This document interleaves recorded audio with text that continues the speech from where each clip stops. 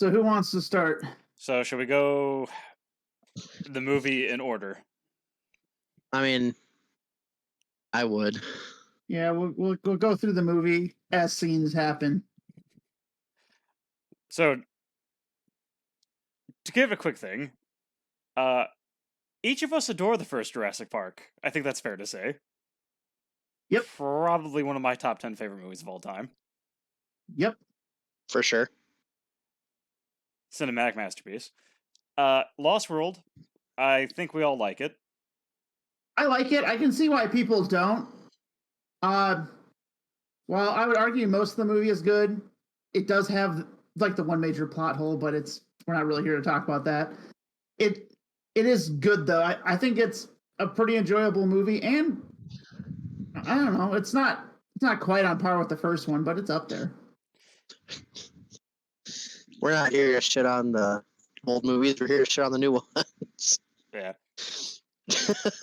I think all of us probably not a fan of Jurassic Park 3 when it came out, but not when it came out, but on rewatching, I don't dislike it as much as I used to. Well, that's probably because a lot of modern movies are not good. Well, when I was a kid, also I loved T-Rex, and T-Rex didn't win the fight against Spinosaurus, and that got me really butthurt. Got 5-year-old me or 6-year-old me very butthurt. Well, fair enough. Yeah. I was definitely older than 6, but I don't actually remember how old I was. So Jurassic Park 3, not good, but not complete dog shit. It's not good. It's just kind of meh. Yeah. I won't go out of my way to watch it. Yeah, it's meh. I think that's probably the safest bet. Jurassic World, which was entertaining on the first watch, and then you think about it. So I think Jurassic World is better than 3, but not by a lot. And I could see the debate either way. Yeah. That's fair. I personally like 3 just a sliver more, but neither one's particularly good. Then there was the last one, Extinction. Extinction is dog shit. It is very bad. It is definitely still the worst in the series. But this one tries to be almost as bad. Yes. That's not what I was thinking when you said tries there. That's why I clarified, so nobody would misunderstand. This one is not good.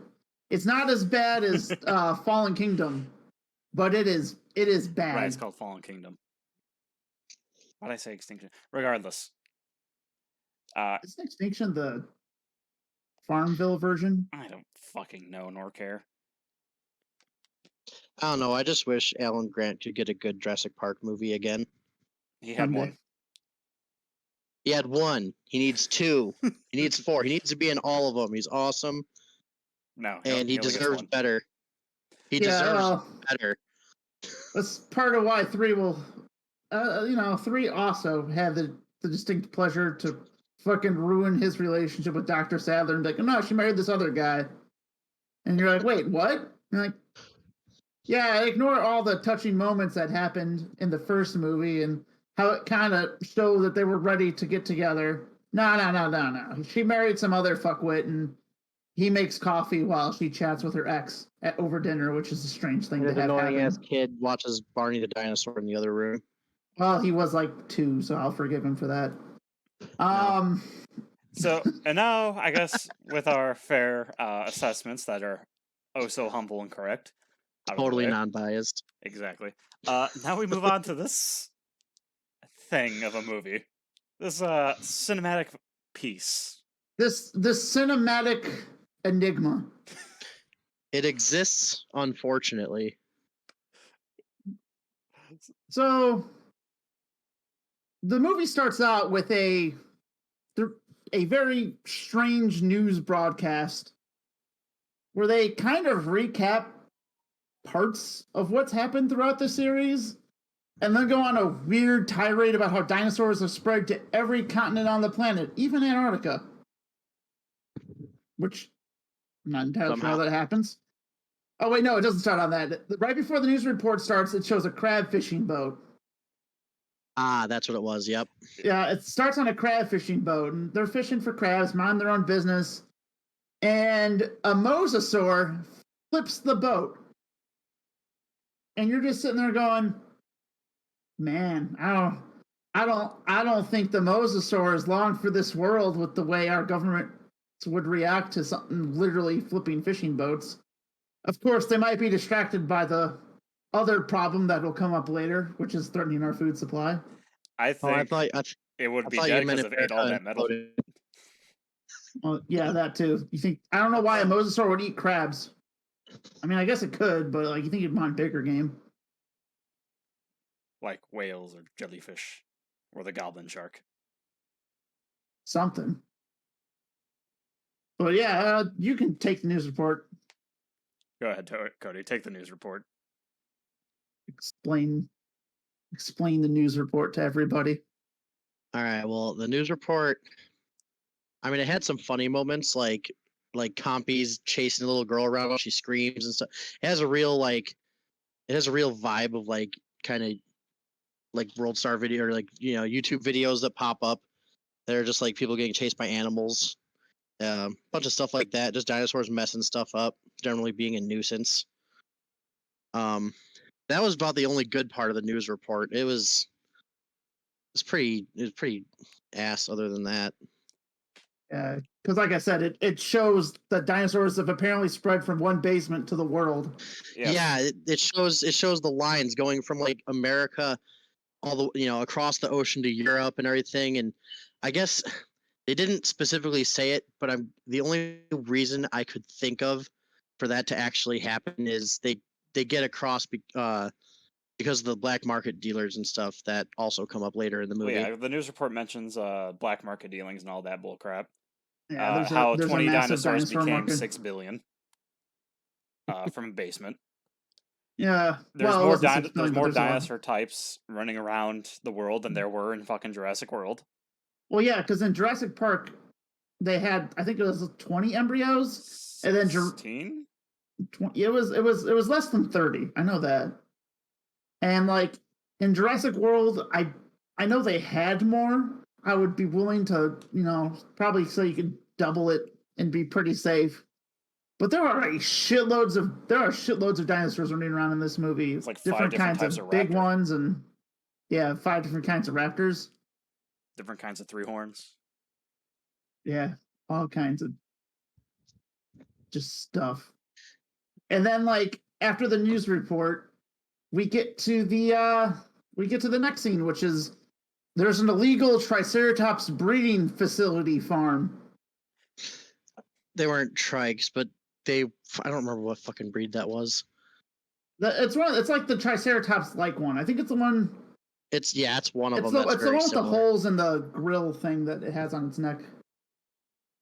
Yeah, its head crest. Head crest, yeah. They were farming they're illegally farming dinosaurs for the black market, obviously.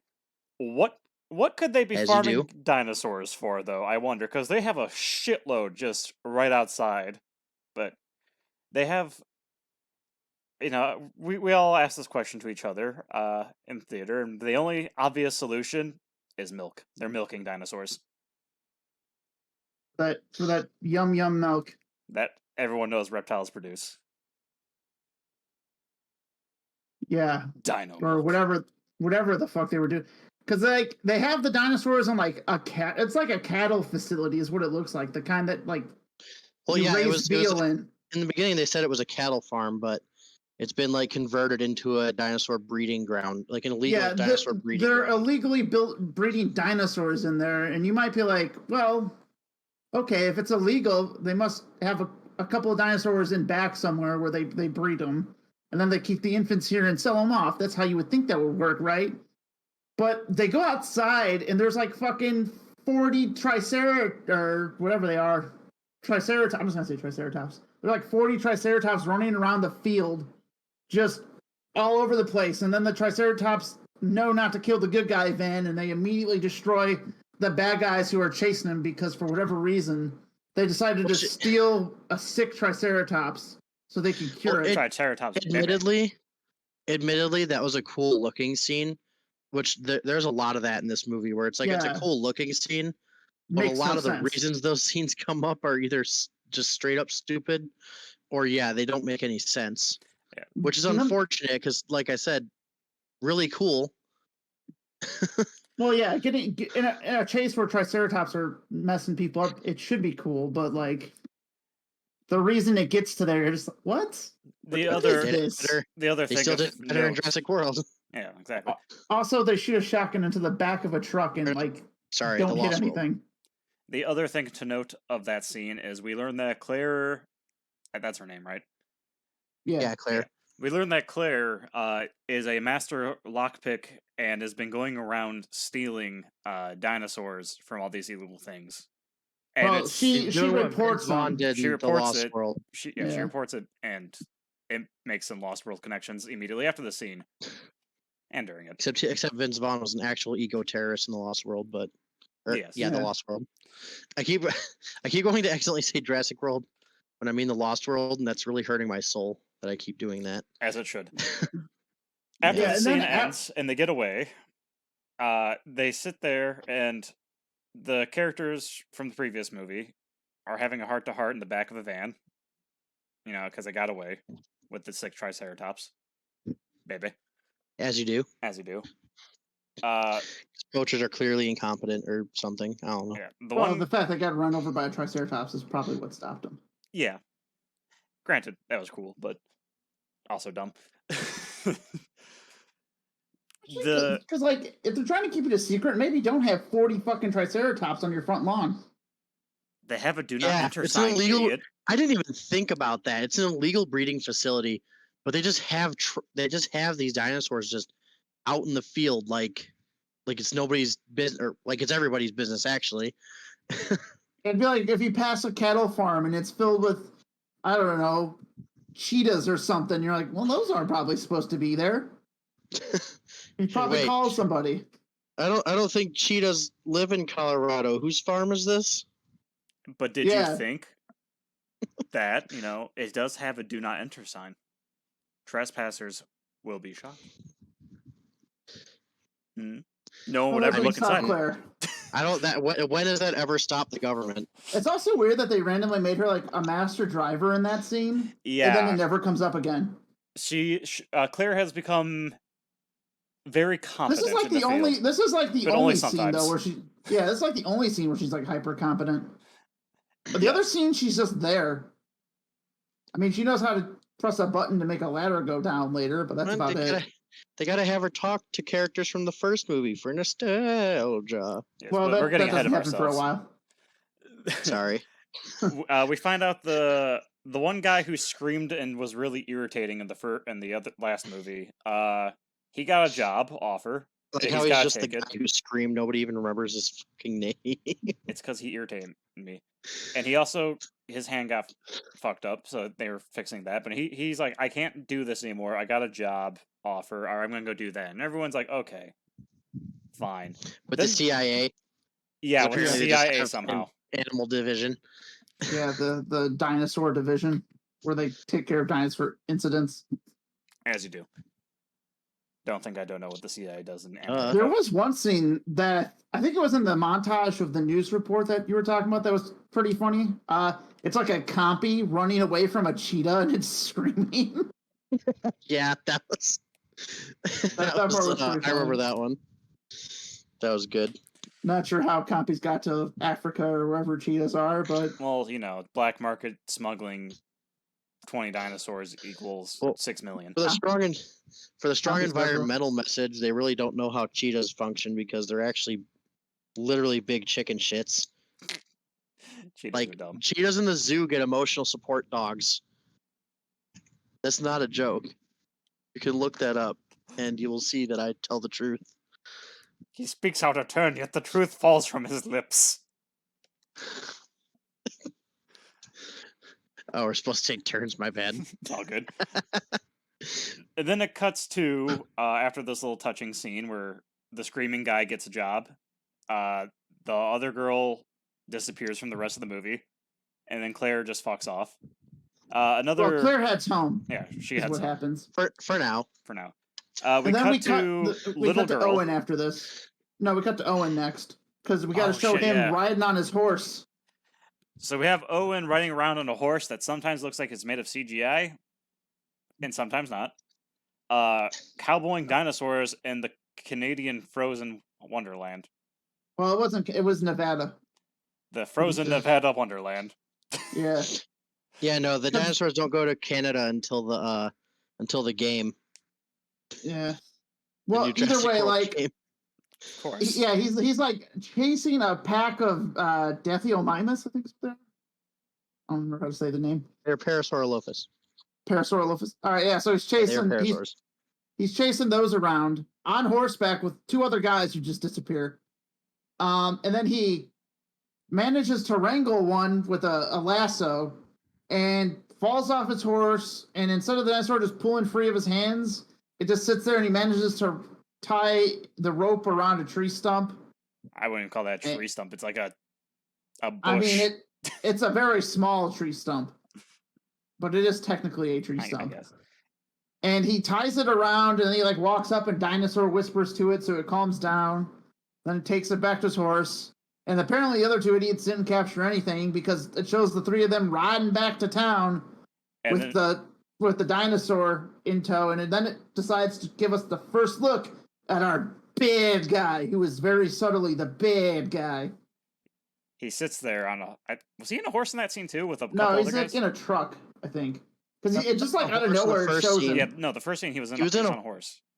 Because I think the whole thing was it didn't really go into it that much, is why no one remembers. But he was working with Owen. I think he was just doing it to like kind of get close to the girl and the dinosaur and Blue and all that shit. But yeah, that's something you'll notice a lot in this movie too, is how often it's just like. Apparently, dinosaurs just think people have the Force or something, and they just don't want to attack us when we put our fucking hand up. Because that happens numerous times in the movie. He does that to... Well, I'll get to it later. But he does it to some other dinosaurs, and you're just like, wait, I don't think they would care. Probably not, but he is the dinosaur whisperer. Yeah, he is the dinosaur whisperer. He put ranks in that shit. He leveled up a few times from the previous movie. He put ranks in it.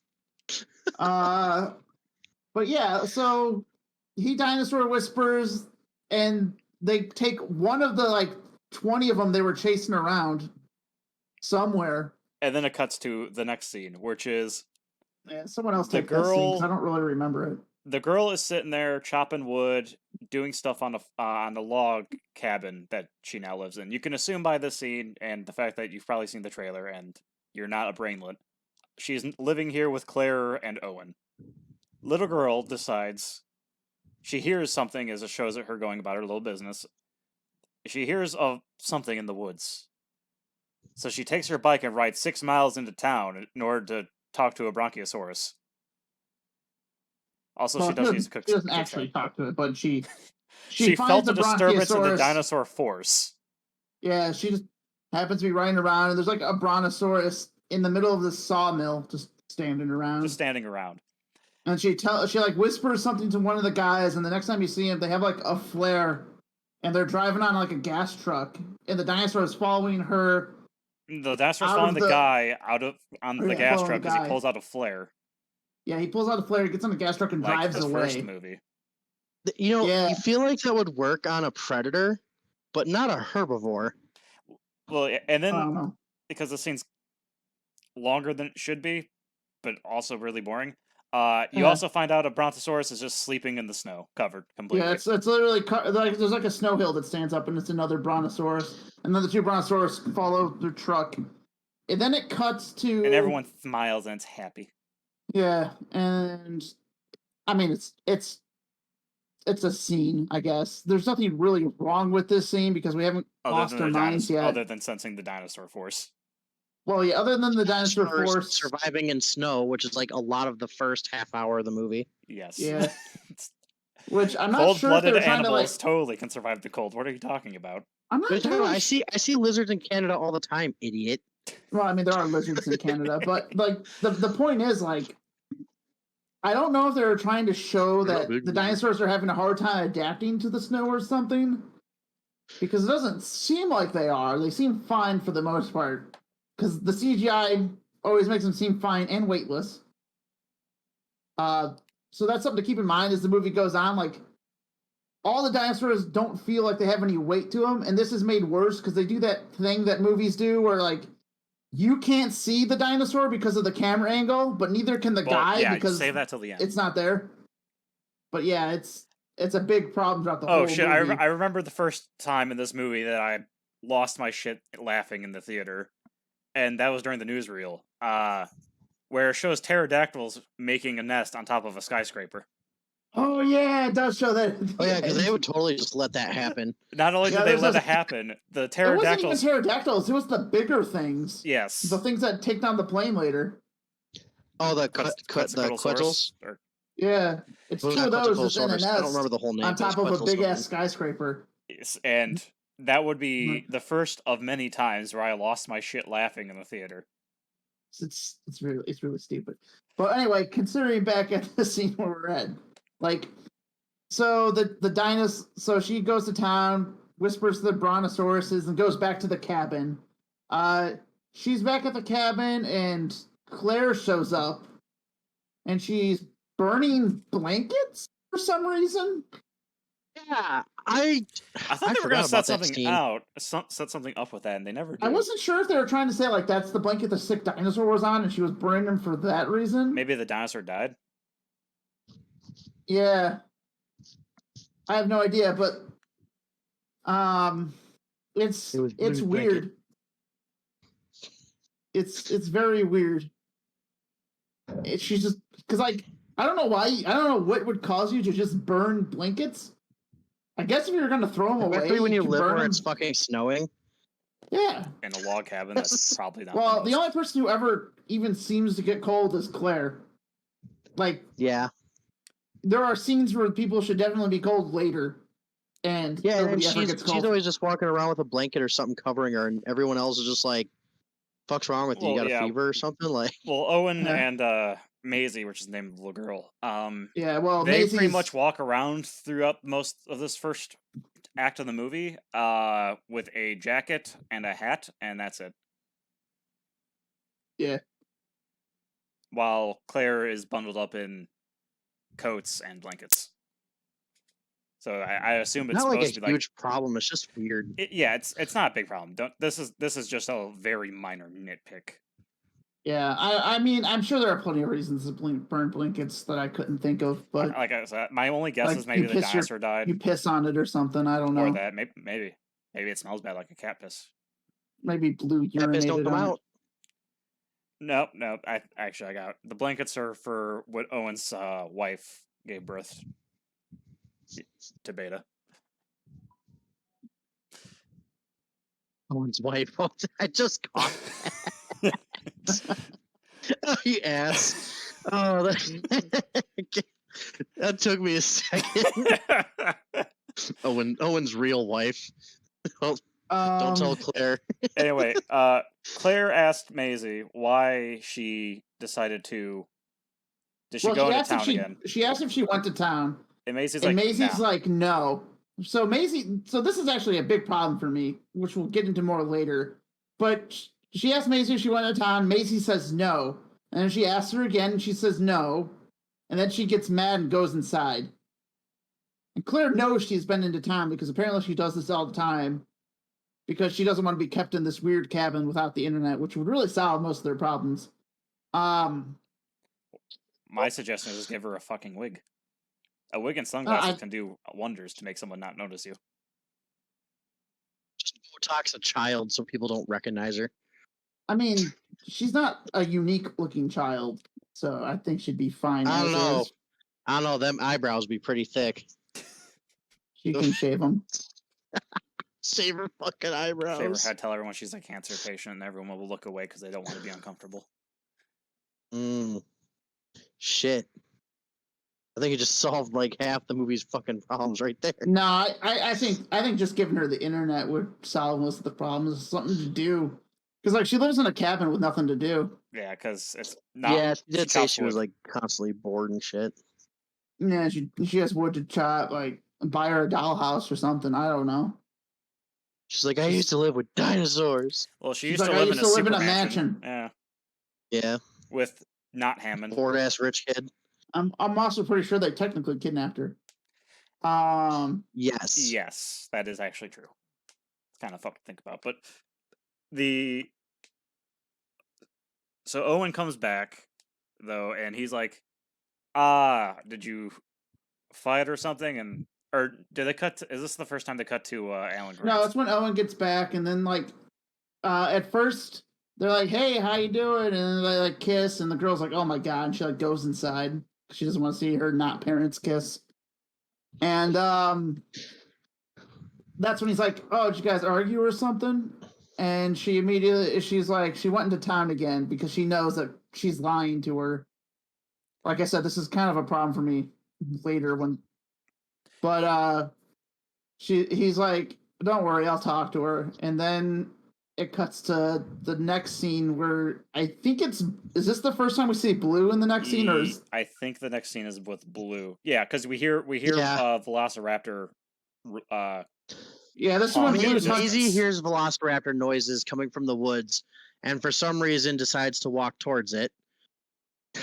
No, that's after this. Yeah, that's after that. He hears the Velociraptor noises, and then they all go inside, and then that's when it shows Blue had a son with or a daughter with Owen, named Beta. I mean, she totally reproduced asexually. We don't get Beta's name for a while, but Beta's kid is named, or Blue's kid is named Beta, but we don't find it out for a while. Yeah, it's a little baby raptor.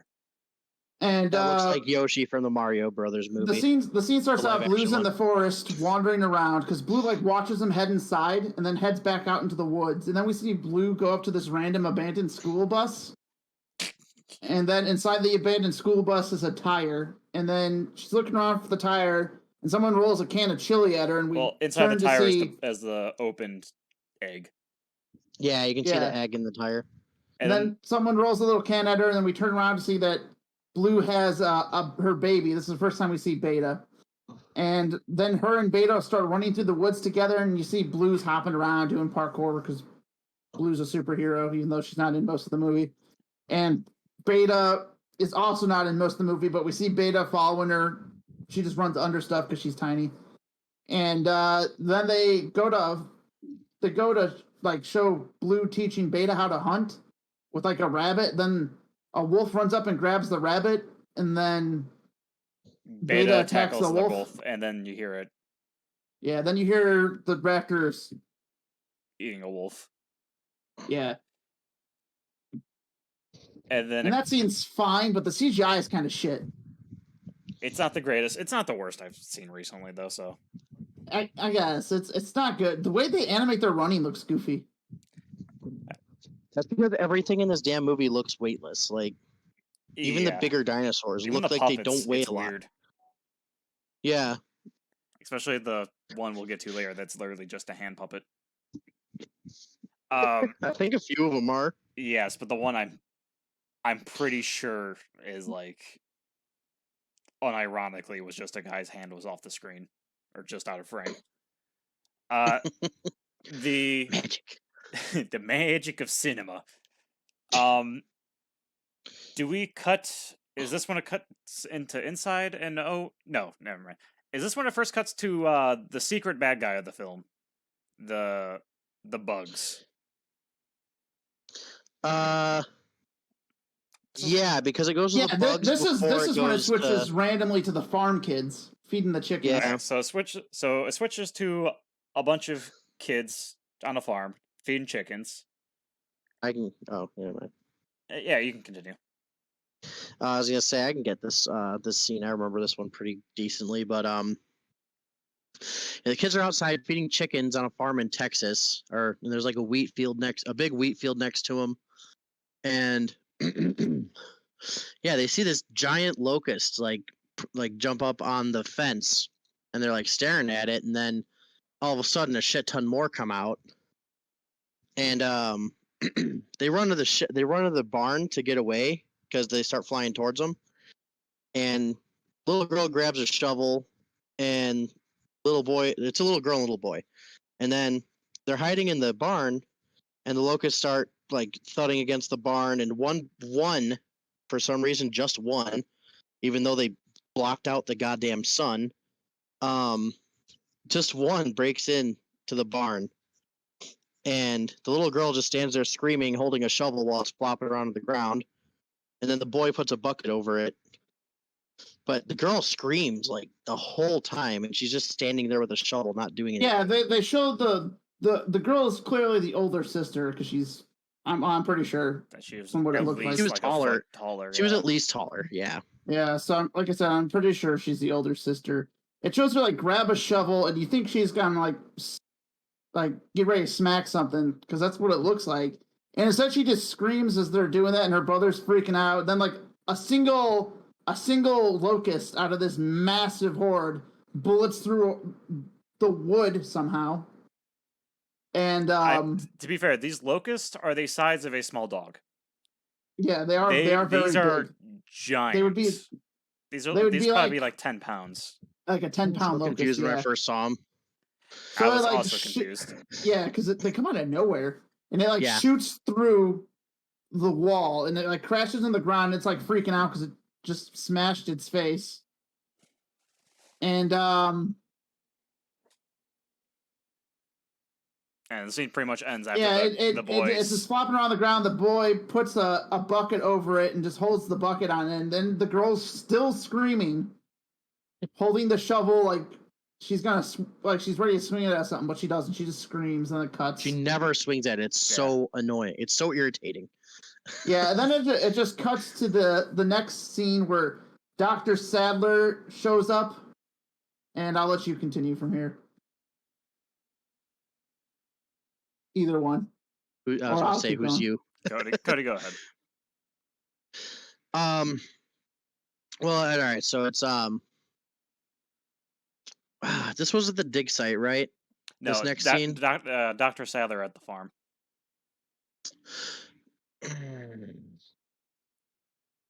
Yeah, you know what? I don't remember this one too good. Someone else gonna have to take it because it was kind of boring. Dr. Sadler appears at a farm, this farm that was attacked, and they're like, "Oh no, glad we called you out here, Dr. Sadler, for some reason." And Dr. Sadler's like, I get these kinds of calls all the time, and my only thought was, what? He's a paleobotanist, so it really doesn't make sense why she would know anything about ancient locusts. Yeah. She was at Jurassic Park, okay? She knows everything about dinosaurs. A severe case of writers not knowing there is more than one kind of scientist, and it breaks down even further beyond once you go into specific fields. Like paleontology. Paleobotany. Yeah. They did get one thing right about paleontology that I'll bring up later. They did do that. I know exactly what you're referring to. So they go to this. She's at this farm. She's looking around, and it's kind of fucked up. And like the woman who owns the farm, I'm assuming owns the farm, is saying, yes, these locusts ate all of our wheats. And she's looking around, or Sadler's looking around, looks to the other, stands on the fence and looks even further out and notices that the other field is completely fine. She asks, do you use the same kind of seeds as that field? And they go, no, they use the same kind as, what the hell's the name of the evil company? They buy theirs from Biosyn. Yeah, they buy theirs from Biosyn. They buy their seeds from Biosyn. And yeah. Oh yeah, so this is some what we learned here. Biosyn is introduced as Cody, in like the beginning is like the big pharmaceutical company that's using genetics. They're the evil cancer. Capitalist corporation of the movie. Yeah, pretty much. Specifically, they're not Umbrella. Yeah, yes, because and during the news report it talks about Biosyn. I completely forgot about this. Yeah, I just thought about it too. Biosyn has basically been all kinds of genetic engineering shit, and they are on their way to discover cures, and they are making better worlds. They're building better worlds. Yeah, they're building better worlds. They're doing all kinds of shit. They also have got the government, all the world governments all gave them the exclusive rights to take care of dinosaurs. Yes. which will be Which we'll get expanded into later. Yeah. If it seems a little cluttered, it's because this movie is really long and not very good. It's also very fast paced. There's a lot of shit that happens. Yeah, there is stuff constantly happening. So I could see people thinking it's better than it is just because you never really get a moment to be like, this is really stupid. Yeah. Unless you're thinking about it as it happens. If you're just watching though. But Dotson, the CEO of Biosyn. We had Dodson here. See, nobody cares. He gives a really fucking weird speech that you would expect to see from like Mark Zuckerberg or any of the major guys. It's fucking awkward and weird, and it really fits, honestly. I give them props. Evil rich guy speech. I give them props. It fits that kind of character because they act like that, and it's strange. Yeah. Anyway, they show Biosyn, and they're like, Biosyn uses that scene, and they're like, oh, okay.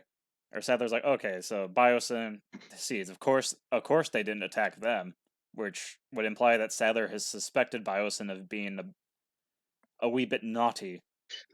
The bad guys. If it wasn't for the fact they wear I Am Evil t-shirts. Dr. Sadler, or then the farmer says, we captured one, so we have a sample. And they're like, oh, okay. And then it cuts to Alan Grant. My boy. One of you can do this one. Cody, if you remember it. I might need help filling in some blanks, but I remember a chunk of it. So it starts off with the most accurate part of the movie. The paleontologists run out of money. Yeah. Yeah. That's true.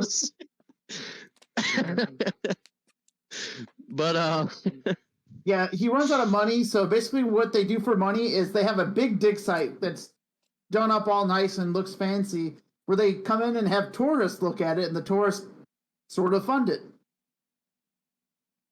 And by paying for the tour of the dig site, yeah. Yeah, and that's how they're making ends meet around the dig site, I guess. And then like we see Alan Grant, he's given a speech about dinosaurs and paleontology, how it's real science. And I mean, I guess there could be some debate about paleontology even being necessary in a world where dinosaurs have come back, but seems weird that he would have to. That's why I think he mentions that's why they have no funding. At least he implied it. That's why they don't have any funding. Yeah, but so he's in the middle of a speech, and one of his employees comes up and they're like, "Dr. Grant, you need to see this."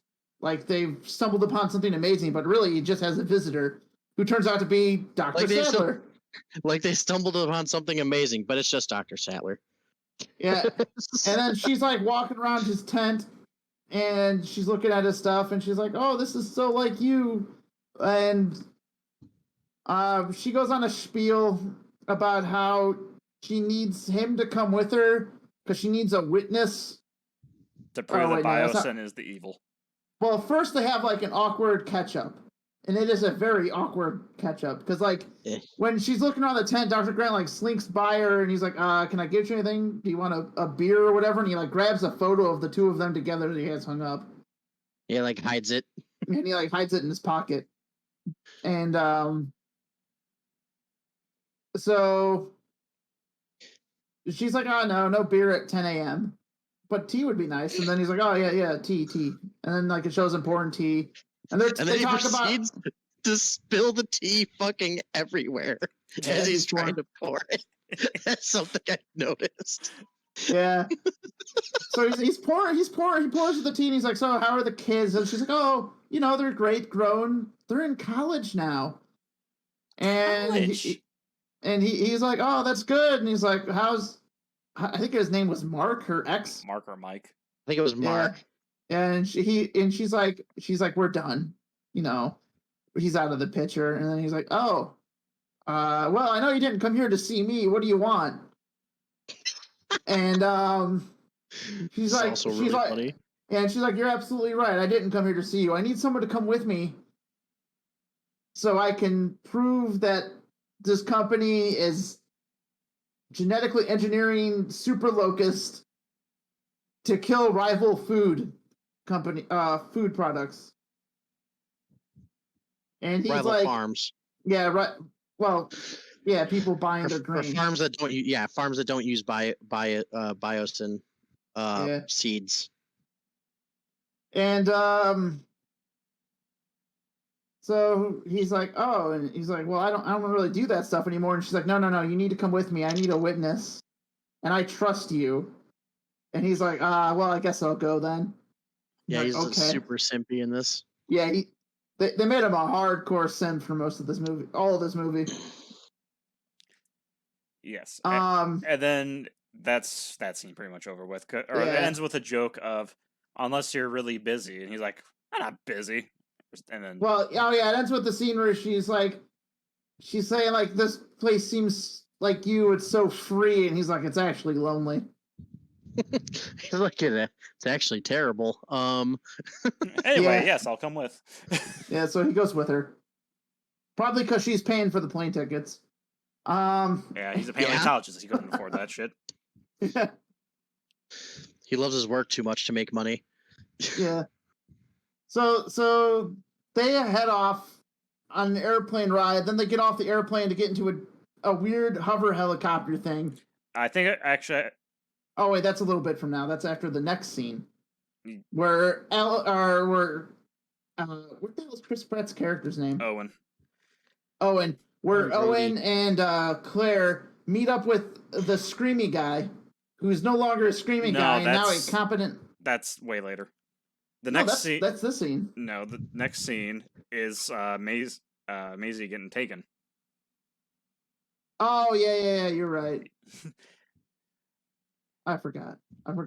So Maisie is outside eating a piece of pizza or cracker or something. Oh no, it's the night scene where they're at the campfire. Right.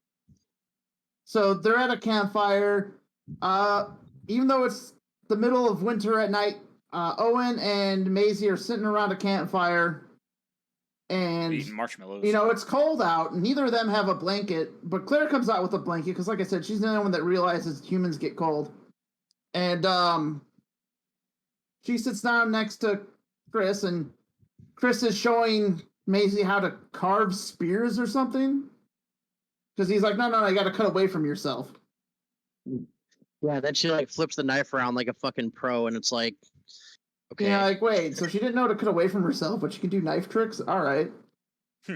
Okay. Sounds like fantasy, but okay. Sure, I guess. It could be a trick shot and a terrible shot at the same time. But anyway, yeah, they're talking, and then Claire comes in. She has Owen talk to her. He's like, so I heard you went into town today, and she's like, I didn't. Still lying about it. And he's like, he tells her, you can't do that. You're not safe in town. And she's like, you can't keep me here, blah, blah, blah, blah, drama about all that. Very cliched. Very cliche and Triton, exactly what you think it would be. Yeah, so she's upset and she storms off inside. And then it's just Claire and Owen sitting by the fire, and that's really all that happens. They talk about something else, but I don't remember what. Fuck if I remember. It wasn't interesting. Yeah. It's just really boring. And then the next scene, you see Maisie's outside and she's shoveling snow or she's standing in the snow or something. She's playing with wood and eating a piece of pizza. No, she's eating toast. That's right. She's eating toast with jam. And as she's eating toast with jam, she sees Beta come up. And she's like, oh, hey, you want some? And she chucks him a piece of toast. And he eats it. Or she eats it. And then she looks up and sees Blue's there. And she's like, uh-oh. Because Blue's, dangerous. And Blue comes around. And Blue, sits there and growls at her and does raptor noises. And Owen sits... Scary. Yeah, and Owen runs up and he's like, hey, go. And he's like, put your hand up to do what he's doing, his little dinosaur whisperer technique. He's got ranks in it. And he holds his hand up for Blue to know not to attack. And she's, growls and stammers at him. He's like, hey, don't let her know you're scared. And she's like, but I am scared. He's like, yeah, she doesn't need to know that. It's actually a pretty funny line. Yes. And after that, Blue runs off, and with Owen's daughter. They're both, now this is the part that's kind of strange here. They're both surprised that she has a baby at this point. Yes. They sit there and go, I thought raptors couldn't breed. And it's like, didn't... Well, Blue's the last raptor, except for all the other ones. Yeah. So they're like, wait, how did Blue have a baby? Blah, blah, blah. And they're all shocked about it. And Owen's like, I gotta go find her. So he gets ready to head into the woods, and she's like, I'm coming with you, even though she was just scared. And it's a fucking raptor. Oh yeah. And he's like, no, that's stupid. Stay in the hut. He's like, no, you're not. Go into the hut. It's not safe where I'm going. Which is fair enough, in my opinion, but Yeah, so he heads off into the woods, and then Claire's inside peeling corn? Yes. And yes, she was. And Maisie walks past Claire for some reason, slams the door, and then Claire's like, "What's wrong?" And she walks over and she opens the door and saw Maisie went outside, and then they have a confrontation, and Maisie's on her bike, and she's like, "Maisie, you can't go into town." She's like, "You're not my real mom." That fucking trite. That cliche. Yeah. Also, one of the trites earlier was Macy doubts she's a real person because she's a clone. Oh, yeah, that happened at some point. She's like, I'm not, though. I'm not even a real human. I'm a clone. Which actually you're not a real human because you're like a monitor lizard, but we'll get into that later.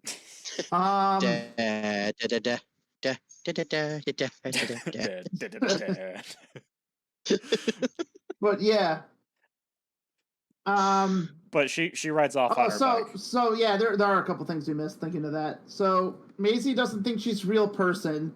She wants to know more about the girl she was cloned after, which they retcon hard. And yes.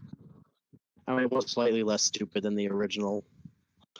Originally, she died in a car crash, and she was cloned. Yeah. We'll get to that whole retconning when that comes up. But yeah, so that's true. Just know that's coming. There's a retcon. So we're still not very far into the movie, honestly. We're at like the 25 or 30 minute mark. Yeah. It's a long ass movie. It is. Stuff will start going faster once the action scenes happen because it's more like, because you'll understand when it happens. But yeah, so before we move on, I just want to know where the fuck Claire got fresh corn in the middle of winter. You see, that's Jewel. That's the only reason you would have to be peeling the corn. Look, I'm from Illinois, all right? I know corn. They have a massive cornfield, in the middle of winter. It's winter corn, you idiot. Oh, sorry. It's winter corn commonly grown in Nevada. Anyway, so she storms off on her bike, and Claire's like, "Oh my god, she told me I'm not a real mom," and she heads off. Yeah, and Owen's looking around for Blue, and he stumbles on the bus, and he looks inside and sees the eggshell, and he heads off to track Blue for some reason. I don't really know why he has to track Blue. Why didn't he just go, "Hey, go back into the woods"? He has to find his wife. She had a kid, and he didn't congratulate her. Well, he didn't know they had a kid yet, so. Yeah. Well, he saw the crushed egg. Yeah, he wants to see about if he has to pay alimony or anything. He wants to know if he's got child support bills coming up or not. Yeah, it's expensive. He's like, do I need to leave Claire and Macy? Because I will for you, Blue. Leave in a heartbeat for you, Blue. So yeah, he's off in the woods, and then we see Blue has killed a fox and is feeding it to Beta, and all of a sudden, out of fucking nowhere, a pickup truck comes speeding down the road. The fucking net trap goes off first, which captures Beta and the Fox. Yeah, the net trap goes off. Yeah, because they killed the Fox, not Blue. Yeah, and Beta gets ripped up into this net trap, and she's screaming out, and Blue's staring at the net trap like, "Oh my god, how do I get her out of there?" And then all of a sudden, out of nowhere, a pickup truck comes spilling out of the jungle or the woods somehow, and just rams Blue and launches her off a cliff. And it's really funny. It's really funny. That was the second time I lost my shit laughing. Yeah. And Owen sits there and he's like, because he's there now, he's like, "Oh, they're stealing Beta." Of course, he doesn't know it's named Beta, and he doesn't say that, but he's just watching like, "Oh, what's going on?" And then these poacher guys just start shooting a shotgun at him. So God, they're stealing my daughter. He dies behind a tree, and they drive off, not letting him get close. Also, it shows Blue climbing back up the cliff, and I swear to God, this scene was supposed to be in 3D. Yeah, probably. Because she like bites at the directly screen at and the shit. screen like 3 times in a row, and it's very. Stick your hand out. Can't you see the 3D? I guess, yeah. So then, like, Maisie, it cuts back to her after they drive away, and she's on a bridge, and there's like an old woman in a limo also on this tiny little bridge that they have to use to get to town. And the pickup truck that stole Blue pulls up behind her, and she's like, "What do you want?" And then it cuts back to Owen, who's right next to them because everything is right next to everything else. He's not next to him. He's a good. Probably a mile away. He's like on the bridge. He can like see the bridge and see all the people on it. He's outside the woods, but he can still see the bridge. And like the poacher guy chucks Maisie's bike into the river because he's an asshole. Yeah, I was about to say, I don't know why he had to do that, but I guess it's just because he's a dick or something. He was really upset that she didn't use a kickstand earlier when she pulled into town. That is true. She did not use a kickstand. Little shit. She just chucked her bike on the ground. Well, and I threw it on the ground. And I threw it. But yeah, so yeah, the poacher guys managed to get away with Maisie and Beta, and Owen runs back and he's like, "Oh my God, poachers! They took Maisie and Baby Blue."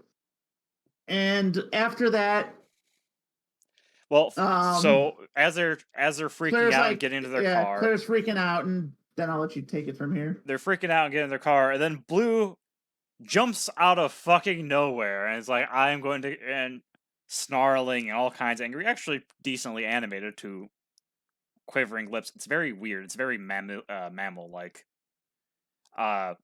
It's done pretty well, though. Yeah. Lots of snarling, quivering lips, shaking, visibly angry. And Owen does his, raptor whisperer crap. Puts his hand out again, because that always works. He snaps at it. She snaps but then he puts out his other hand, and she's like, "Oh, I don't know what to do now." Well, no, she doesn't snap at the hand. She claws it. Yeah, she actually claws his hand, and it causes a big-ass cut in his hand, and he puts that hand behind him really fast, and he puts out his other hand, and then Blue's like, "Oh my God, he healed. I must flee." And then she does. Yeah. And he's like, "Blue, I promise I'll get your baby back. Because I'm a man of my word." And Blue's like, "You better bring our baby back." And then Claire's like, "What?" No, because Claire couldn't understand because she's not a raptor whisperer. That's actually fair. So then they take their car ride, and then it cuts to. Is this when it cuts to? No, this is when this is when it cuts to Dr. Sadler and Dr. Sadler and Dr. Grant getting off the plane to get on another plane. Yeah. And then they fly to biotech. And then it shows them flying through like a bunch of Arctic shots. Like, "Oh, hey, look at this snow-covered valley. Oh, hey, look at this snow-covered valley. Oh, hey, look at this giant ice lake and a dam that's covered in snow. Also, here's the fucking hidden valley from Land Before Time." Because there's just a rainforest surrounded by snowy mountains. Well, that's why they had to fly so much. They had to get across the big water. They did. They did. They literally go to the Land Before Time, Lost Valley, for all 20 people who will know what that is. I think it's called the Great Valley, actually. It might be the Great Valley. It is. But no, I'm pretty sure it is. The Great Valley. Yeah, it's the Great Valley. Either way, they find the Great Valley. Honestly, I'm a little pissed off they didn't have any of the star leaves. Yeah, right. Tree stars. Those taste tree really stars. good. No tree stars? Really? Fucking Colin Trevor? I think you were the director, you piece of shit. Come on, the first Land Before Time was made by George Lucas and fucking Steven Spielberg, and they both did Jurassic Park. You could have tied it all together. You fucking imbecile. But anyway, it doesn't. I don't know. Does it show him land in this scene and meet Ramsey, or is that later? Yes, it shows him land. Yeah, so they land and they meet this new character Ramsey, who's all right. He's not bad. Most of the acting isn't bad. No. Most of the new characters aren't really that bad. Just how some of them are introduced is weird for some of them. Like, yeah, Ramsey is just a really happy guy. He's like really excited to show them around. And he's like a super secretary. Yeah, he's a super secretary, and he's like, "Oh man, I'm a huge fan of Ian Malcolm, but they always say never meet your heroes." Oh yeah, because this is great. And Grant's like, "How long have you actually spent next to Ian?" Oh, not a lot. He's like, I can tell that was sarcasm, but which is a pretty funny joke. The movie doesn't lack too bad in like actually funny jokes. Yeah, there are actual funny jokes. There's just also lots of moments that are so obscenely stupid. Well, we're about to get hit with the cringe fest of the century because after they introduce Ramsey, they have them meet Malcolm. Malcolm. It cuts to Malcolm giving a speech about. No, it doesn't. Before they meet Malcolm, they have the weird scene where they meet that evil corporate guy. Right. Because like right when they land, they meet Ramsey. Then they take the helicopters through all the Arctic scenery, and then they meet the evil guy with the white hair. Yeah, they meet Dobson. And they meet Dobson here here. Yeah, and my God, is this scene cringy? Still not the cringiest. It is up That's there. That's coming up when they actually meet Malcolm. Yes, yeah, that is. Yeah. But the first time I slapped my forehead in the theater. It was very loud. So like people around us might have turned. Well, to be fair, there wasn't a lot. This was opening night. We saw it, and the theater was basically empty. I think there was like 6 people in there, and 4 of which were little kids screaming. Oh my God! If this movie was actually good, I would have been so fucking annoyed at them screaming children the entire time. Yeah, luckily the theater had the speakers super fucking loud, so it's not like I wasn't able to hear anything. That's true. But so Dodgen gives this really fucking weird interaction. It's weird and cringy. Yeah, he's just like, "Oh my God, I love both of you. Oh, you're so great. Hey, Ramsey, do you have a power bar? No? Okay, well, I'll do something. See you guys later." And once again, it's a great, and then just walks away. Yeah, it's only like 1 minute and 30 seconds long, but that was one of the parts of the movies that felt way longer than it really was. Yeah, because it's super fucking awkward. Maybe that was the point, but it was a strange meeting. It was supposed to be. I can tell it was supposed to be awkward, and it does succeed in that. So bravo, you did what you wanted. You were trying to make the audience also feel awkward. Good job. I'm not looking forward to what comes next. Now, do we cut to meeting Screaming Guy again now? I think we do. Screaming Guy. That's what he will forever be known as. Yes, I believe so. I believe it cuts to Screaming Guy, and then it cuts back to. Then we cut because we cut to Screaming Guy, where basically he tells him that we got a cameo from another Jurassic Park movie. The guy who helped train raptors with Owen. Oh yeah, I think his name was Barry. Yeah, Barry. I thought he was pretty cool in this movie. Honestly, yeah. Outside of one really stupid thing. He makes a very, very stupid move. But in terms of a character, he's fine. Yeah, as far as character goes, he's fine. He's likable and stuff. Yeah. He doesn't do much though. So Screaming Guy turns out he's ultra competent now. And he's like explaining about the weird deep cover op they got going on and how Barry's part of it, so they can't contact him, and they need to stay out of it. But then they contact him and they get involved anyway. And Screaming Guy seems to know that they're gonna do it, but also they go from like Nevada to Maltese. in like a scene. Yeah. Yeah, like a scene. It doesn't show them get a plane ride. They don't have like book airfare or anything. That's where the bad guys get a flight there. Yeah. Well, they use the fast travel system. And then from there we cut to where we're going to introduce our new strong female sky pirate.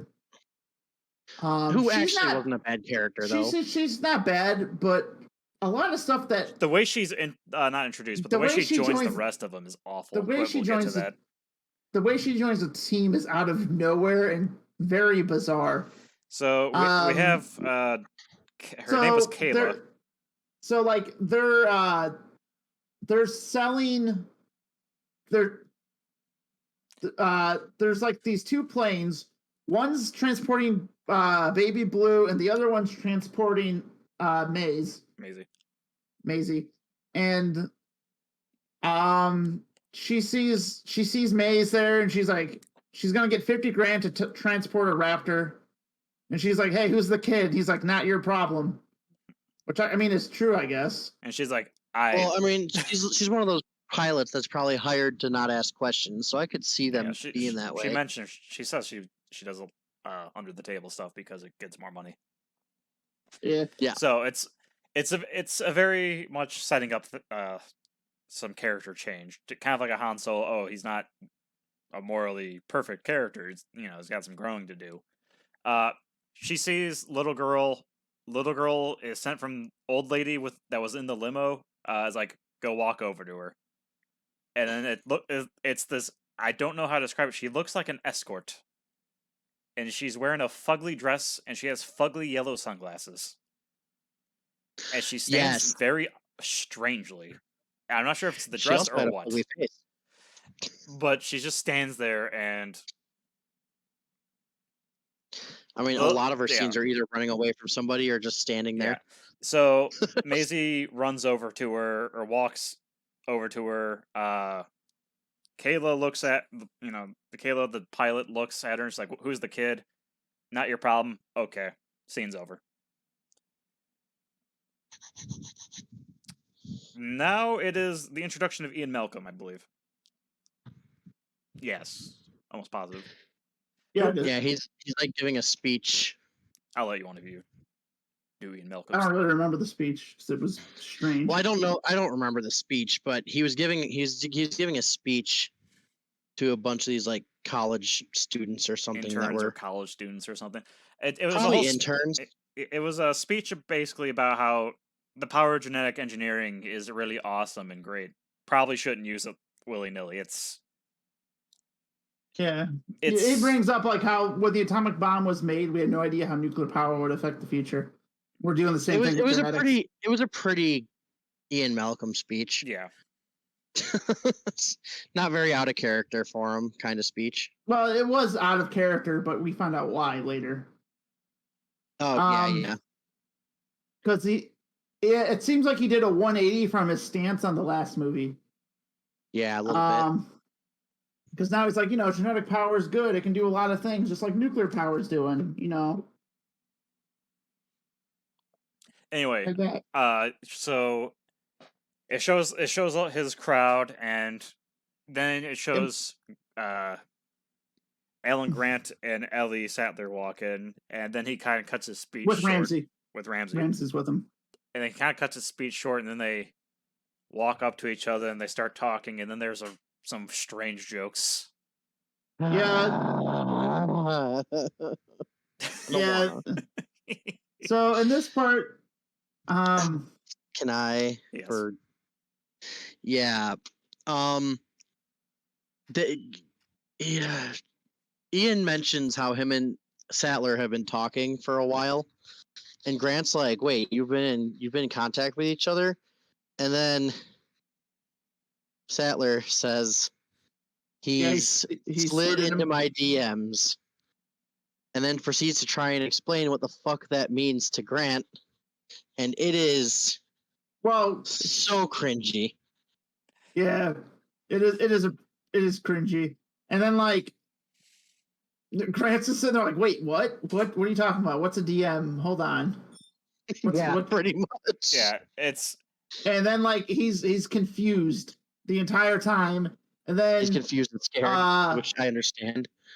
Dr. relatable. Malcolm like walks Very up to a random Starbucks barista guy who's just working in this facility, and he's like, "Hey, can I get 2 lattes from my friends here?" And Dr. Grant's like, "I don't want a latte." And then him and the barista randomly start going back and forth about toppings and stuff, and it's kind of funny, actually. It's kind of funny, but it also Yeah. makes Grant look like an idiot, which I didn't much care for. But it was funny. It just made him seem like a confused old man for most of this particular scene. Which is all right, because it's kind of how he is. I mean, he is an old man, and I could see him not knowing what like a He's like an old fashioned kind of guy, you know. Yeah. So I could see him being one of those guys that gets confused easily by technology.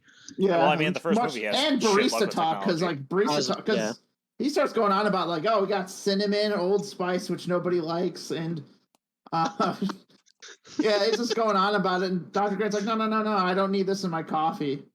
Yeah. And then Dr. Malcolm pulls Dr. Sadler aside, and he's like, all right, so I'm actually infiltrating this organization because these people are evil.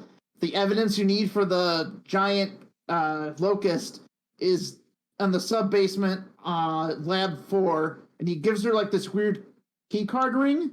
It's like a metal ring. Card watches. Yeah, it's like a key card watch thing. It's weird. Yeah, like everybody in the facility like the Umbrella uses facility did in the Resident Evil 2 remake. You remember the key cards in that game? Cough, cough. Wink, there will be some Resident Evil comparisons as we continue. Especially when we get into more of the clone girl. Oh God. Who may or may not be part monitor lizard. These dinosaurs are my brothers. More than you know. So they have their quick talk, and then their talk ends. Ramsey continues to show them around the facility, and there's some. Yeah, he's like, oh, I'll continue to show you guys around the facility, and then it cuts to a while later, and then he's like, oh, hey, I'll be back. They're in a hatchery. Yeah. And it shows a feathered dinosaur, raptor of some kind, eating a rat. And then there's a hand puppet Triceratops thing.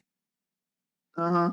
And Sadler's all happy because little baby dinosaurs, and Ramsey's like, yes, there's no filling in the gas in the genome anymore. These are 100% dinosaurs, as they should look like. Which caused my gears to grind a bit. Fucking feathers. But that's aneurysm-inducing nonsense for another day. He tells them, hey, by the way, so do you guys want to just explore the facility by yourself? Or, do you want me to keep escorting? Like, oh, we'll explore it by ourselves. He's like, okay, don't go downstairs. Okay, so meet me in 30 minutes by this do not go turbo that thing. way. It's this way. Don't go that way, because that's where the sub-levels are. And if you go to the sub-levels, well, you don't have an access key for that. And then he walks off, and then Sadler and Alan Grant immediately go for the... Beeline it for the sub-basement. And none of the other shitload of staff stop him. Even the guys in there changing. I think this is when it cuts back to Maltese.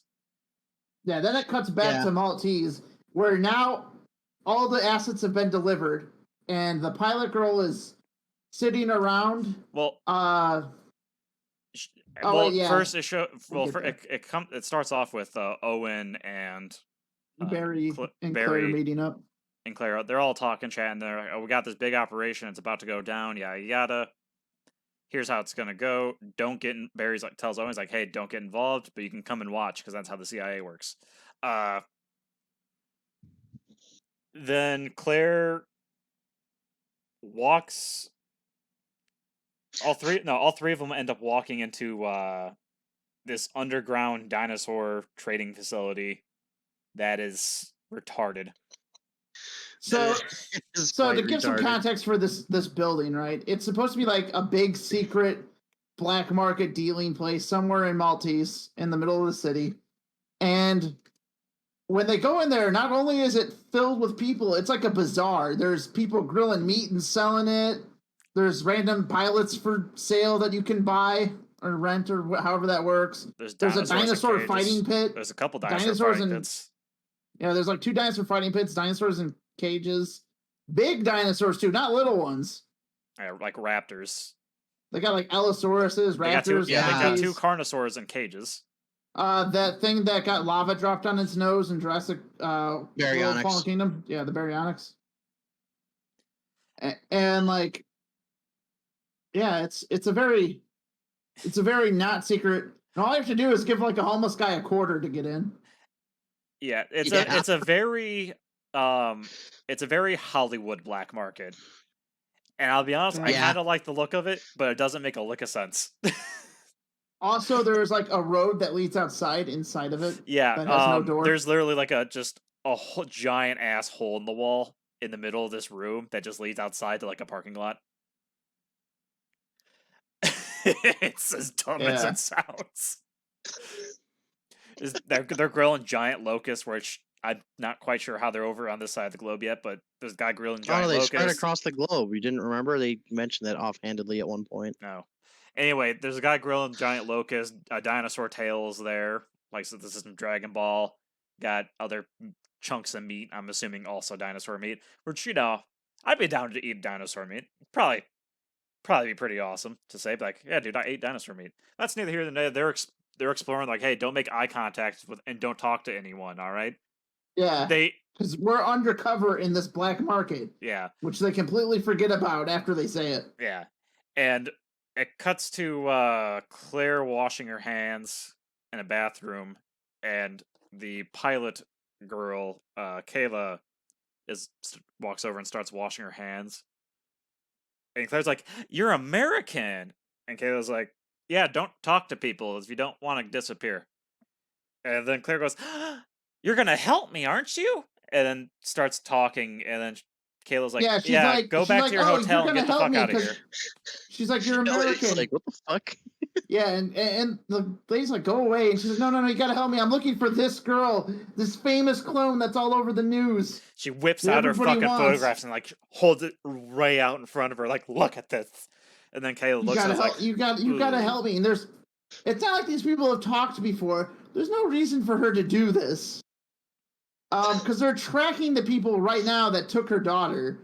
But she does it to this random pilot girl who sees the girl and she remembers her being taken at the exchange. And so she's like, it's none of my business. And Claire's like, "Aw, that's sad." Aw. and then Claire just fucks off to go back to her undercover mission instead of asking girls about her kidnapped daughter in the middle of this black market, which she really shouldn't have been doing. Showing pictures of her. Yeah. Like she hasn't been on the fucking news for years. Yeah. That the movie goes out of its way to show that she's been on the news. I think in the background there's a few TVs with her picture rolling too. Anyway. Like I said, the actual pilot girl is pretty alright, but like the way she joins a group, like this is the start of it, and this doesn't really make a lick of sense. There's no reason for her to care. Does it cut to Dr. Wu? Give a bullshit and reason later. Does it cut to Dr. Wu and Dobson in that lab discussing the problem they've made? Yeah, this is when that happens. Okay, so yeah, Dr. Wu is still around. He has weird fucking hair now. Dobson has long hair. It's not really weird. I don't remember his hair being long in the last movie. No, he never had it. No, he just grew it out in this movie. I'm assuming because of stress, because of shit. Because he actually fucking hates these movies. I'm pretty sure. He turned a really cool character into a kind of a shithead the past couple, so. Understandable. Dr. Wu's alright in this one. In this one, yeah, but I mean, in the past two, he's been a total dick. I don't think it was too bad in Jurassic World, but I don't really. In Jurassic World Dominion, he gets like knocked out and taken on a helicopter. Yeah, so this is where he got taken on a helicopter, so he's pretty much a prisoner. Or not here. Dominion. Jurassic World Fallen Kingdom. Yeah. So this is presumably where he was kidnapped to, and him and Dobson are discussing their thing. And he's like, "Are you sure we need both the baby Velociraptor and the clone?" And he's like, "Yes, we need both of them in order to fix the issue of genetically engineering fucking super locust that will end up eating all the food. And once they run out of food they're not supposed to eat, they'll probably just keep eating the food that you're growing. And Dobson's like, maybe this was not a so great idea, but we should probably just sweep it out under the rug. And Doctor was like, yeah, no, we really shouldn't. And to their credit, Dobson's like, yeah, you're probably right. Well, he's like, we'll look into it later, but we got to finish what we started. Yeah. And then it cuts back to the bazaar with Claire following a group of people who was bad guy from the beginning. Yeah, she's like standing on a staircase behind a basket, watching this deal go down, until they forget she was there and they move her somewhere completely different. Yeah. So the bad guy from earlier, that was in the truck, the weird escort chick, and the weird escort chick are making a deal, another deal. Yeah, they like open up this big car, and there's a bunch of like cages in it, and they're like, hey, I'm gonna pay you guys a bunch of money to take these dinosaurs somewhere. And the guy's like, oh, hey, yeah, that's a good deal. And she's like, it'll be 50,000 here. And she throws out a bag, and the guy opens the bag to count the money. Got a sniper on the roof that they completely forget about, watching this deal.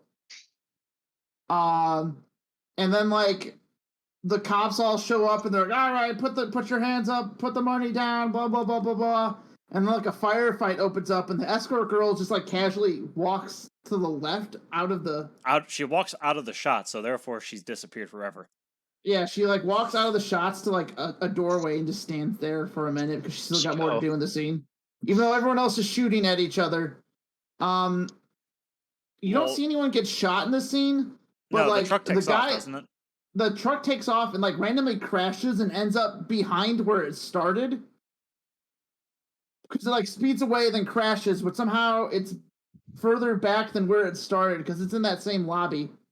Yeah, because it's still connected to the bazaar. All the dinosaur cages fall out, and like the firefight's still going on. The chick calls up the truck driver, and she's like, "Open the cages," because for some odd reason he can do that from the truck. And then he does. He opens the cages. So he opens the cages, and then everyone's like, "Oh!" And a bunch of raptors come out and step into line. Everyone's holding their guns, like, "Oh no, raptors!" And all the bad guys with guns disappear, right? They're all just gone. It's just the cop guys who don't look like cops. And then the evil escort girl, like pulls out her laser watch because these are laser-scented dinosaurs, and they'll attack whatever you point a laser at because it marks them, and they'll hunt it down and eat it.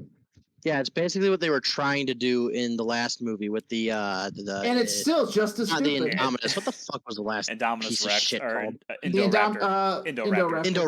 Indoraptor. It's the same laser scent bullshit. So she like lasers all the cops with it, and then the raptors like immediately start killing all the cops, and they don't shoot back; they just run away. And Barry's there; he gets pointed at with a laser, so he runs upstairs, and he like runs up this like tipped over boat, and he climbs into like a cabin, and he's like screaming, and a raptor's trying to claw him, and it leaves him there for a minute. Yeah, so he's getting chased by the raptor. Then it cuts to the escort girl, and she's gone up into an apartment building, and Claire's following her. Chris Pratt hasn't made his entrance yet, so he doesn't exist. So she like follows the escort girl up into the thing, and they get into a fight. And she throws her around, and she's like, "Where's my daughter?" And the girl's like, "Oh, we sent her to the Great Valley, or the place where that company's headquarters is." Biocin's headquarters, yes. Yeah, the Biocin headquarters. Biocin's Valley is just the Great Valley. Yeah, I'm just gonna refer to it as the Great Valley from now on. Well, it is. It's literally what it is. So like some raptors in it. So she's like, "Oh, that's where my daughter is," and she has a taser in her hand, right? Because she tased the girl, even though she got hit with like a dinosaur taser. She's just like, "Ow, you're not supposed to use that on humans." Yeah. Yeah, she literally says that. After she was swinging at her with a knife. Like, and she's mad that she got tased. It's like, well, you were trying to kill her. I mean, even if I was trying to kill somebody, I think I'd still be mad if I got tased. Well, yeah, so evil escort lady hits a button, and it calls a single raptor to her. Yeah. And then she laser pointers Claire And then Claire just dips out of the room, and obviously it's closing doors behind her, but the raptor's just barreling through everything. Well, yeah, to be fair. So this part is where we're gonna get some very bad inconsistencies with where the dinosaur is. This whole scene is a lot of bad with where the dinosaurs and where people are, because simultaneously it takes place over like an entire city and in 3 rooms. Yeah. So what happens is she shuts the door on the raptor. The raptor busts its head through. She shuts the next door on the raptor. She goes to the closet, opens the closet, and you hear the raptor behind her, like busting down the door. And she opens the closet door, sees 2 people inside. The people who live there, a girl and her daughter. She leaves the door open and jumps out the window and starts sprinting along like the rooftops. And the raptor immediately like busts out of the wall behind her somehow. Because it just she like jumps on top of a bird cage, like one of those big ones that have like a shitload of birds on them on a roof. She like lands on top of that and then jumps off of that, and then the raptor pops out of that. Yeah, it pops out through the wall and through the bird cage, which looks cool. First kind off, of, it was a floor up, so I don't know how the fuck it got downstairs and through the bird cage. Dinosaurs are natural diggers. Didn't you see Godzilla in 1998? No. She's chasing it around. She's getting chased by this raptor, parkouring over the roof. The raptor keeps chasing her. She eventually jumps across a balcony and doesn't quite make it, and the balcony breaks and she's hanging on to the railing, and the raptor overshoots it and goes into the window and can't figure out how to stand up in the bathroom it landed in, or the front room it landed in. Yeah, so the raptor goes through the window where she went, because she's hanging outside of it, and it's and the raptor's sitting up and looking for her, and she looks down and drops, right? And it just so happens the pilot girl sees her hanging from the railing, and she sighs and walks over and gets into the truck because the keys were left in it, and starts driving the truck that Claire landed in. And the raptor now all of a sudden jumps down and starts chasing him. And then it cuts to what Owen was doing. And then as it starts chasing him, it cuts back to Owen, because she's like, "Oh, because the 2 big ones need to be released." Yeah, she's like, "Oh, you're helping me." Yeah. Then Owen is fighting the bad guy who kidnapped his baby and the girl. He was chasing him throughout the area, the little where they were, which is right out the bazaar. Chases him through the bazaar. Yeah, and then they end up fighting in a dinosaur pit. Yeah, and there's a lot of so while they're fighting and doing shit, dinosaurs keep getting released out of their cages, including the big one with 2 carnosaurs. Yeah, so there's 2 big cages, and the guy just randomly he's chasing just shoots the locks on him to stop Owen. And he shoots the locks on him, and out of the one cage, a carnosaur immediately comes out and looks at him, and he's like, "Oh shit!" And then he falls down and rolls into a dinosaur pit. Well, no, he holds his hands up because he's the dinosaur whisperer, and they both stop. No, the bad guy. That's how the bad guy gets in the dinosaur pit. He shoots the locks open, and one of the big dinosaur immediately comes out. He's like, "Oh no!" And he flips and falls down into the dinosaur pit. And then Owen's sitting there between. I didn't know that was gonna happen. Yeah, I didn't know dinosaurs were gonna come out of the cages in the dinosaur bazaar. And then Owen's behind him, and he holds up a hand at each dinosaur, and he's like, "No, I'm the dinosaur whisperer. You can't bite me." And they're like, "We can't? Well, we can kick you, right?" And he's like, "What?" And then they slap him into the dinosaur pit too for some reason. And he's down in the dinosaur pit, and then him and the guy get into a fist fight, and everyone's betting on the 2 humans fighting now. And not at all paying attention. There's an awesome dinosaur fight going on in the background. Yeah, in the background. You see the carnosaur walking around killing people. Some dude gets lit on fire. And that whole scene's actually kind of entertaining just for the absurdity of it. It's because there's a whole bunch of people dying in the background as these 2 carnosaurs just walking around, just eating everyone. But all the people in the foreground don't even realize it's happening. But you can hear them screaming in the background. It's very strange. It's a little silly, but I love it. Yeah, if you saw a dinosaur, it doesn't really matter what you're doing unless you're getting a shitload of money. You're gonna probably dip. Especially if it's a fucking carnosaur. But, yeah, I don't know. So Owen gets on top of the guy, Well, Owen like they get into a fist fight, and then Owen like punches him, and he falls. And then the two dinosaurs in the pit each grab one of the guy's hands and hold his hands. Well, okay, so no, it's a raptor. Another raptor bites his hand, and then a tiny little baby dinosaur bites his other hand. And as he's screaming, and the raptor just keeps eating more of its arm. If you actually, because it keeps going up and up his arm, so it's like swallowing his whole fucking arm. It's kind of funny. Owen's like, "Where's my daughter?" And Biosin, and then the fucking thing. The long snout motherfucker just walks and meanders out because it was also in the dinosaur fighting pit, and just his head just snaps it or eats it, and then as he's eating it, Owen's like, "That sucks," and just meanders out. Oh, that was a baby Barry. Yeah, Barry and as the three dinosaurs are eating the guy, Owen just like pulls out his phone to tell Claire about what he learned. Yeah, and then it cuts to Barry after this. Yeah, cuts to Barry, and this is another part where I started laughing hysterically. So this part Cody is absurdly stupid. Like there's already been a lot this is the second facepalm for me in this movie. So this part, all right. So Barry's screaming, right, because this raptor's trying to get at him because he's been laser scented or whatever. He's like, "Oh no! Oh no! Oh, I'm gonna die!" It's like a canister of CTO or of CO2, and he has that block in the way, so the raptors can't get through the small space to him.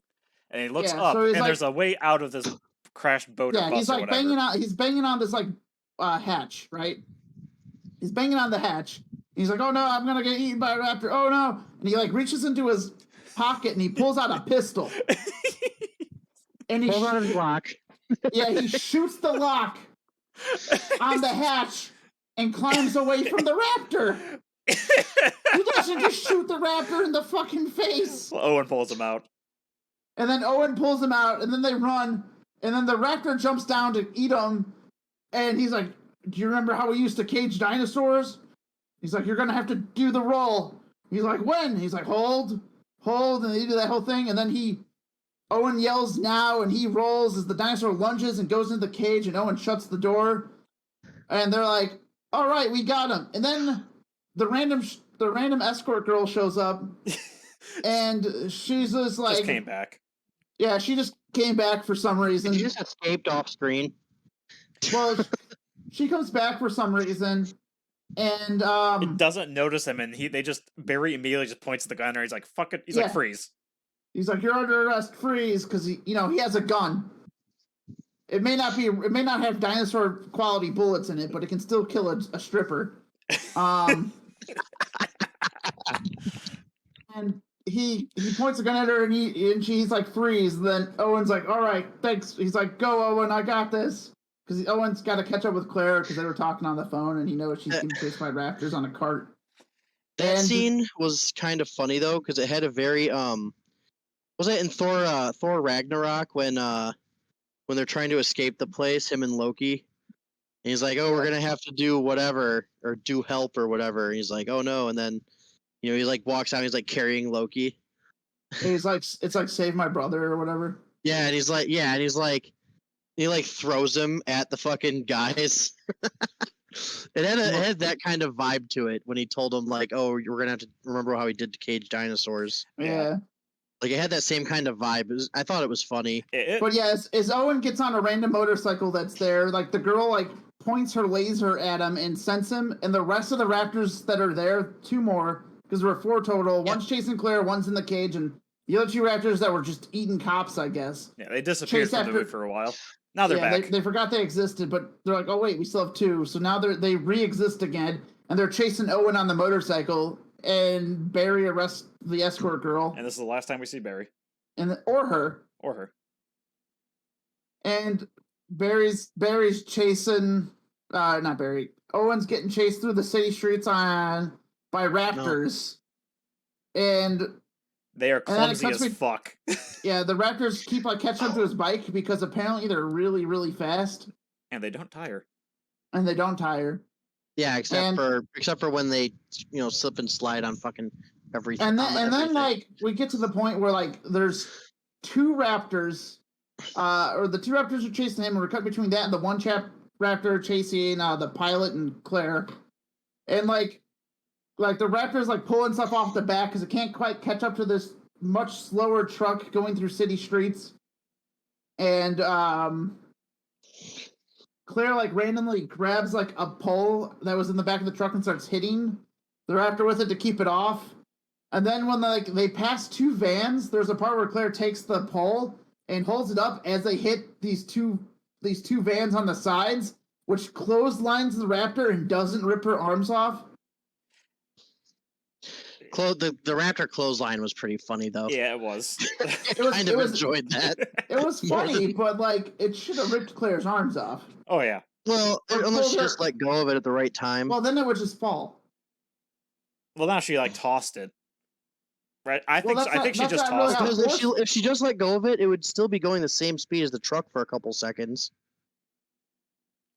Maybe. And if the raptor was right on their ass, I could see that being possible. Yeah. I don't think it would have worked that way. I think it would have like fucking tore her arms out of her sockets. But the point is moving on is that the raptor clothesline itself and it's mildly entertaining. So now there's just a really pissed off, angry raptor knocked out in the middle of the street. Hopefully, it doesn't get back up. Because it doesn't come back for the rest of the movie. Well, I mean, I don't think they care because there's like a part when fucking Owen's driving through the city and like the raptors are still chasing him, and the two Allosauruses are now way ahead of him, just eating random people on the street. Yeah, in the plaza. How they got over there, no idea. And it is they are hilarious. Really far ahead of him. It's fucking hilarious because there's just these two Allosauruses and like most of the people in the back are like running away, but it looks like they are just now running away, like starting to run. So it's like they just now notice these two fucking couple ton, 30-ton fucking dinosaurs walking around. Like they only notice them like 2 seconds before Owen gets there, and they have their driving around, and then Kayla makes it to her plane, and Claire calls Owen, tells him where the plane is, I guess, and then so they drive off to get to the plane. Or Owen's is driving to the plane, getting chased by two raptors. Kayla and Claire, on his dirt bike. Kayla and Claire start the plane and start speeding off, and then the two raptors are chasing Owen as it makes it to the runaway. The raptors keep getting right next to him and just not eating him. It happens literally throughout the entire chase. It's mildly humorous and how stupid and then it is. Right when he gets on the plane, right before it has a chance to bite him, it just kind of trips. Yeah. One raptor just kind of trips. Yeah, over nothing, because it goes like headbutt his tire, and now that his plot armor's applied to the bike, its head bounces off the bike and it trips. Yeah, turn these dinosaurs into weapons. It's a great idea. Yeah, they were just like talking them up before they released them on how like they're like unescapable and all that shit. Yeah. And then like Owen crashes the bike onto the plane as it's taking off, which I'm pretty sure planes go pretty fast when they're taking off. So I'm not sure how fast that motorcycle has to be going. They go pretty quick. Yeah, it's a stupid cliche, but it is a cliche of action movies nonetheless, which this movie is technically an action movie. Yeah, and then as the plane's going up, Owen starts sliding out. Claire grabs him, and then the raptor is like starting to slide out too, but it's like climbing up, and then the bike slaps the raptor in the chest, and then the bike and the raptor fall out of the back of the plane. Into the There's a lot of just like airplanes. Dinosaurs getting comedically hurt in this movie too. Yes. Like a lot of dinosaur slapstick, which shit I can kind of appreciate. I can appreciate it, but it should not be in the fucking Jurassic Park. It is still really stupid. It just gets fucking hit by the bike and it's just spinning in the air comically as it fucking just lands in the water. With the bike like lands next to it. It's going splash. You think you'd hear like a fucking like Wile E. Coyote falling down in a chasm noises like yeah. Oh, that like scream he does, yeah.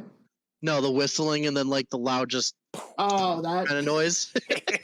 I was thinking like the scream Tom does in Tom and Jerry when he like crushes his foot. Yeah, he's just like yeah.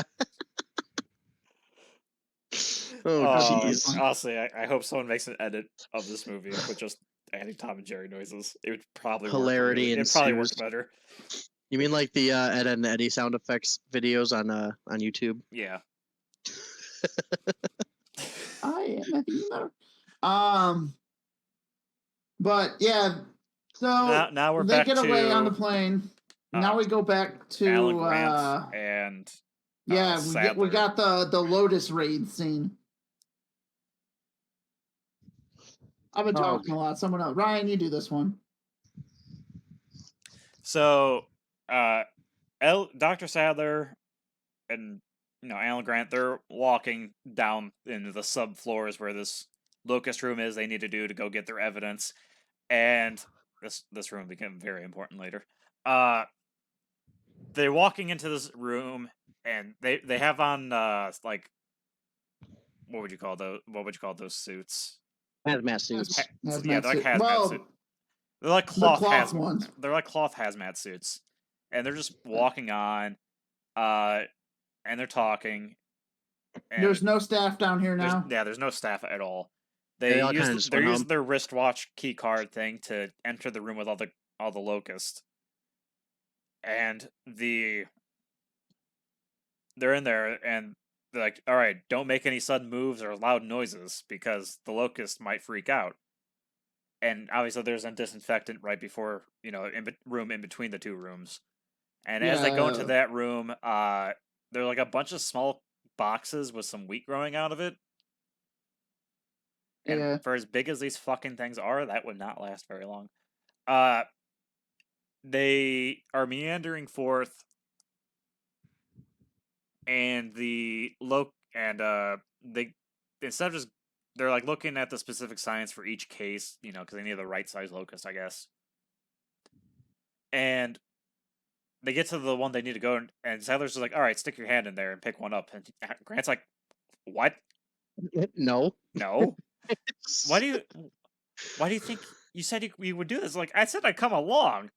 And she's like, so you're just not able to stick your hand there? It's like, "Oh my god, fine, woman." And he picks one up, and it's this giant fucking grass, locust. And she does a thing, she takes a little sample, and then... Yeah, she takes a DNA sample somehow. And then it cuts to Dr. Wu talking to the clone, to Maisie. Yeah, so this part's kind of irritating. Because this is like the retcon for little girl, and while I think it's a better origin, sort of, it's also worse in a lot of ways. It's worse. It's worse in a lot of ways because it's a side grade. It's still terrible. It's not better, but it's a side grade.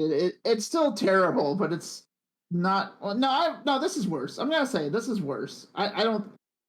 Cloning your granddaughter from a car crash using technology you already have available makes a lot more sense than the fucking monitor lizard self-reproduction bullshit we're about to get into.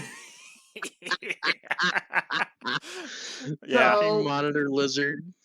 So Dr. Wu was talking to Maisie. So Dr. Wu is talking to Daisy, and he's like, you're not exactly a clone. You're her baby, sort of.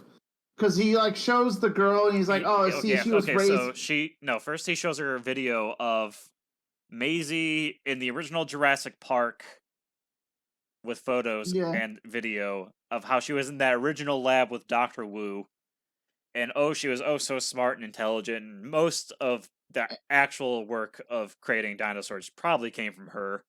She's just so wonderful. Yeah, and it's very fucking dumb. It reeked of like replacing a male character's work with the females.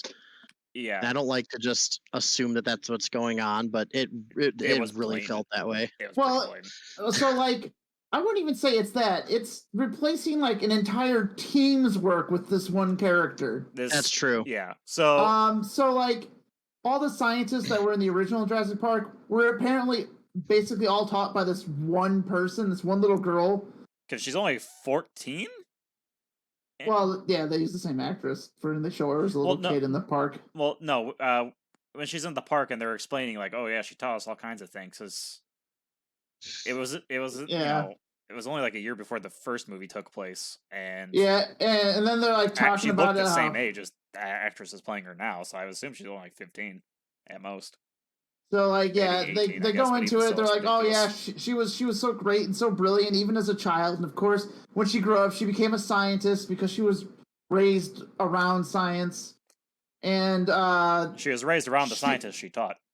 Yeah, and she wanted to be a mother, so she impregnated herself by using Her own DNA. Yeah, using her own DNA, which, best case is still incest. I quite literally fucked myself. And like she's like, it's like either she's an incel or she's a narcissist. Because nobody was worthy to knock her up. It wasn't worth going out and finding someone to do it. She would even use donor sperm. Yeah, she didn't like go to a donor or anything. She just like knocked herself up with her own DNA because she was perfect. She was the perfect father to her child. There's only one problem with herself. She had a random movie uncurable itis. Yeah, she had uncurable itis from the movie, and that is yeah. So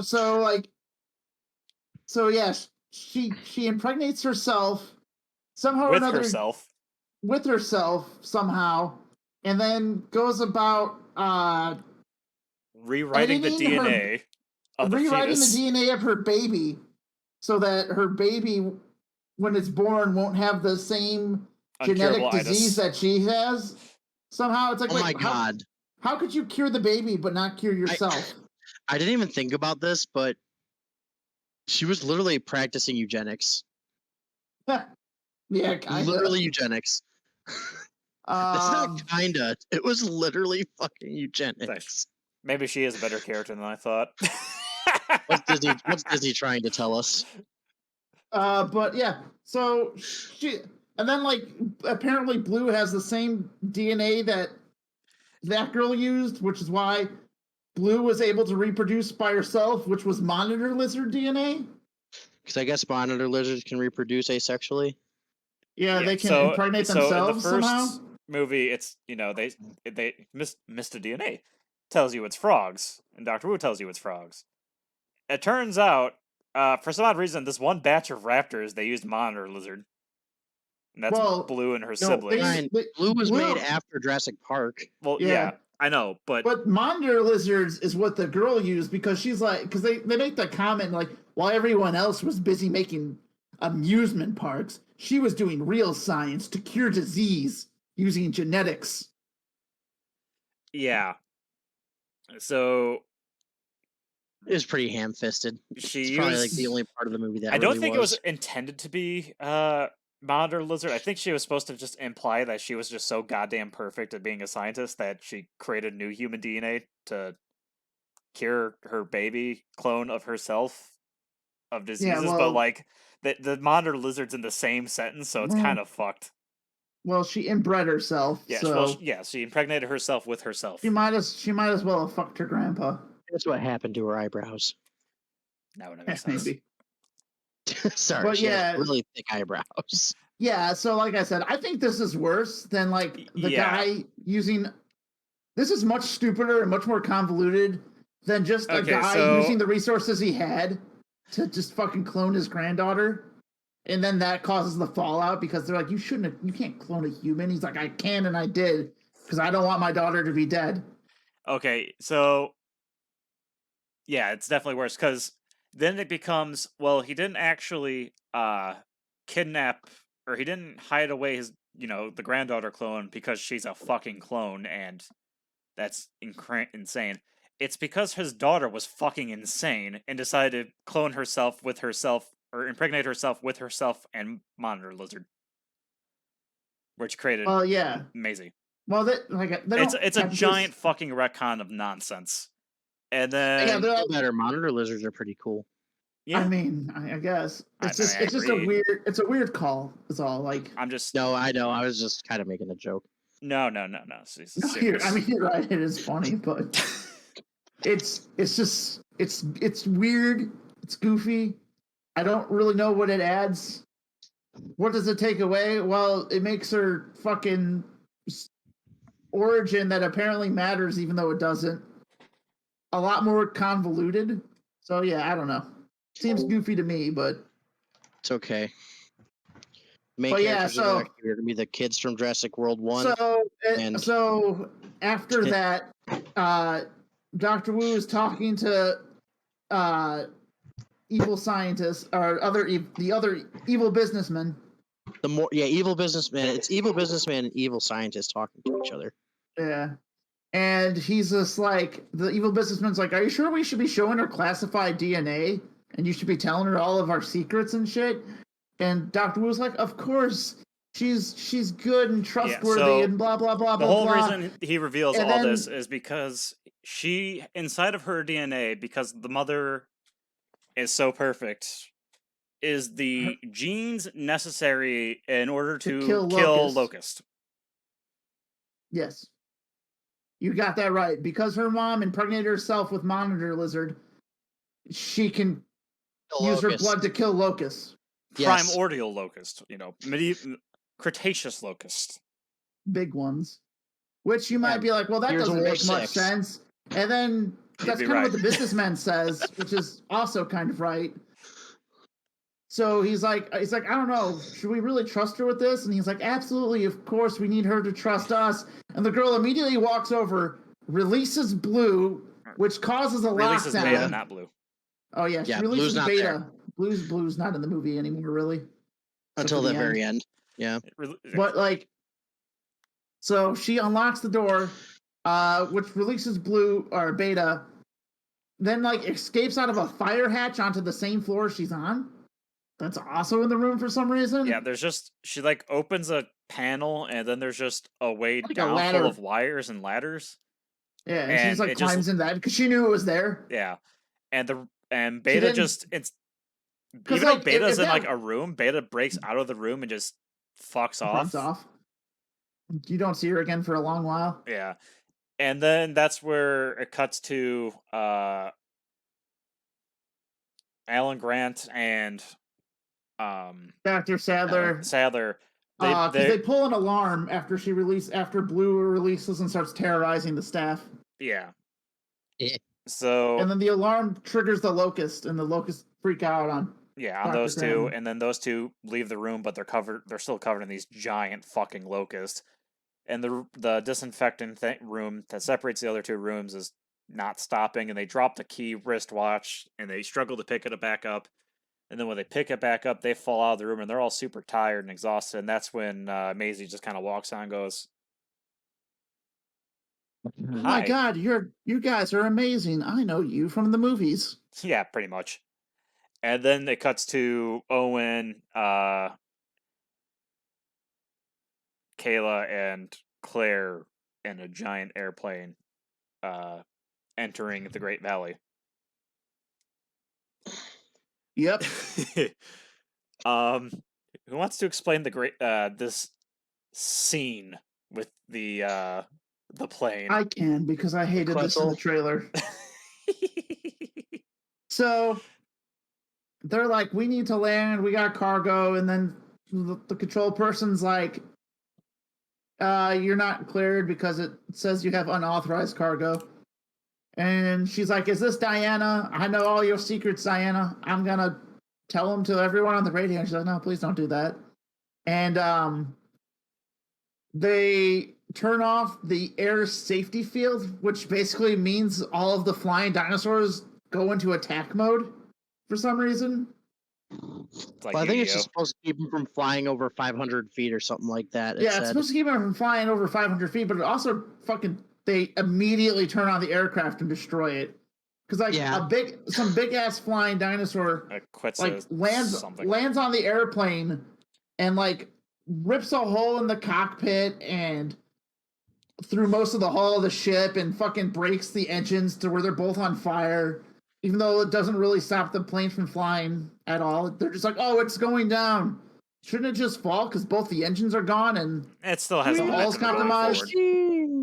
I mean, it still wouldn't go as forward as far as it does, I don't think. But Great Either Valley's pretty way- big. There's a lot of dinosaurs in I mean, Great the Valley. wings Great Valley- weren't fucking busted, so I think I could glide for a good while Yeah. still. Maybe.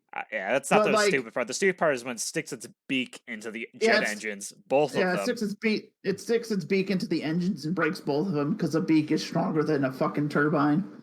And then it just fucks off because like I've done enough damage to the plane. Maybe it made the plane noises stop. I don't know.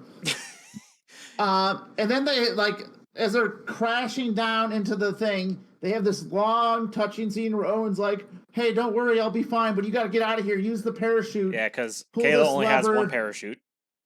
Well, I don't even think that type of plane has an ejection seat, to be perfectly honest.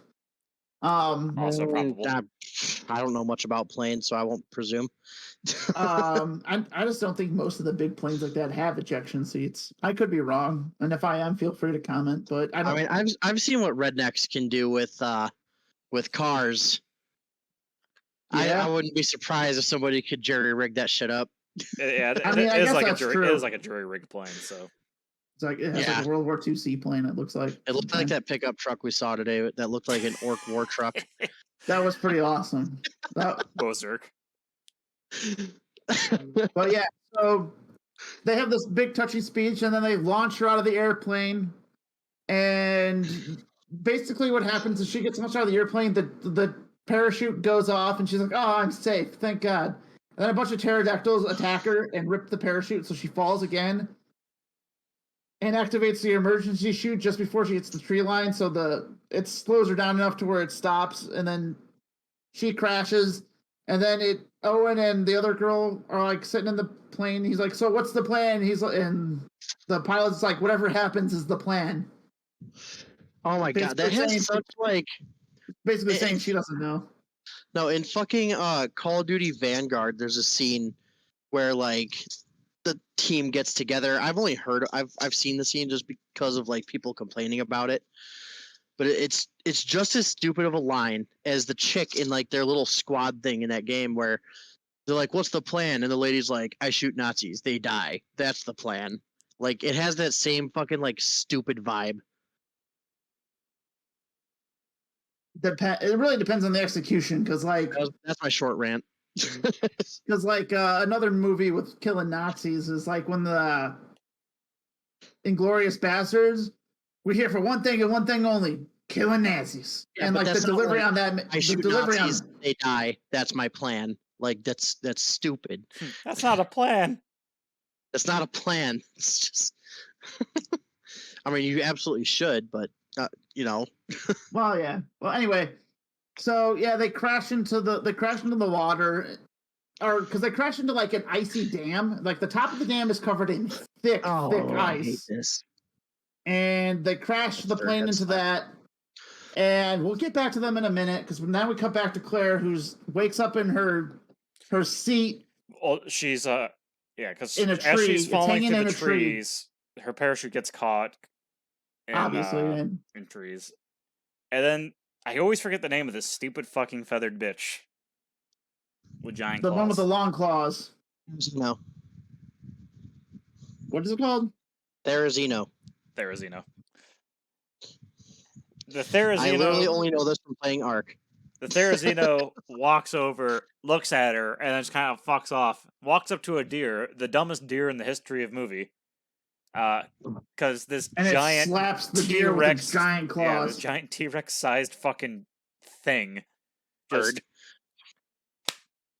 the deer. Yeah, it just slaps the deer, and the deer goes flying. And the then other deer eat the deer. No, it doesn't eat the deer. It just licks like the blood. Yeah, like licks the blood or eats berries out of a tree or something. I thought it was eating berries, but it might have been looking at blood. It looked like he was eating berries, but yeah, it could have been.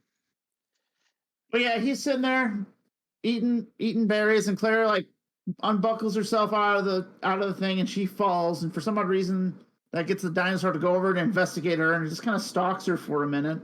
Yeah, and she's like crawling on the ground slowly, and this thing is just right behind her and just doesn't do a thing.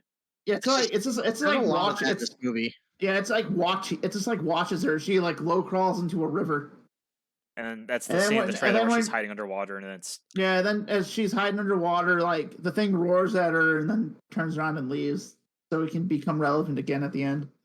And then she crawls out and yeah, fucks and then off. she gets out of the water, and we don't see her again for a little bit. And then it cuts to Owen and Pilot, and Owen and Pilot are sitting there, and they well, the plane was so the like ice, you right? see the plane crashed into the ice. It went through the front of the ice, so the front of the plane's underwater, and it shows them climbing out of the emergency hatch in the top of the plane. Yeah. And like the plane is sitting there on the dam. It hasn't gone through the ice. And like it shows them walking away from the, and this is thick ice too. This has got to be more than like this massive in order to hold a fucking plane. Well, like the chunks you see have to be more than like 2 feet thick. And they're just they're walking on it, and like all of a sudden it starts cracking because apparently they are very heavy, or the ice is already brittle from the plane crash. It's hard to know which technically it would be, because like it's cracking like it's not very thick ice until it cracks like it's big ice. So they're walking around, they're walking on the ice, and they're talking about how they each got into their line of work. She used to be an Air Force pilot like her mom, which not entirely sure how accurate that is, but I won't really get into it. Marvel's friend. Yeah. And he's like, "Oh, cool." And then Chris Pratt's like, "I used to be in the Navy," and they're talking about their time and how they ended up doing what they do.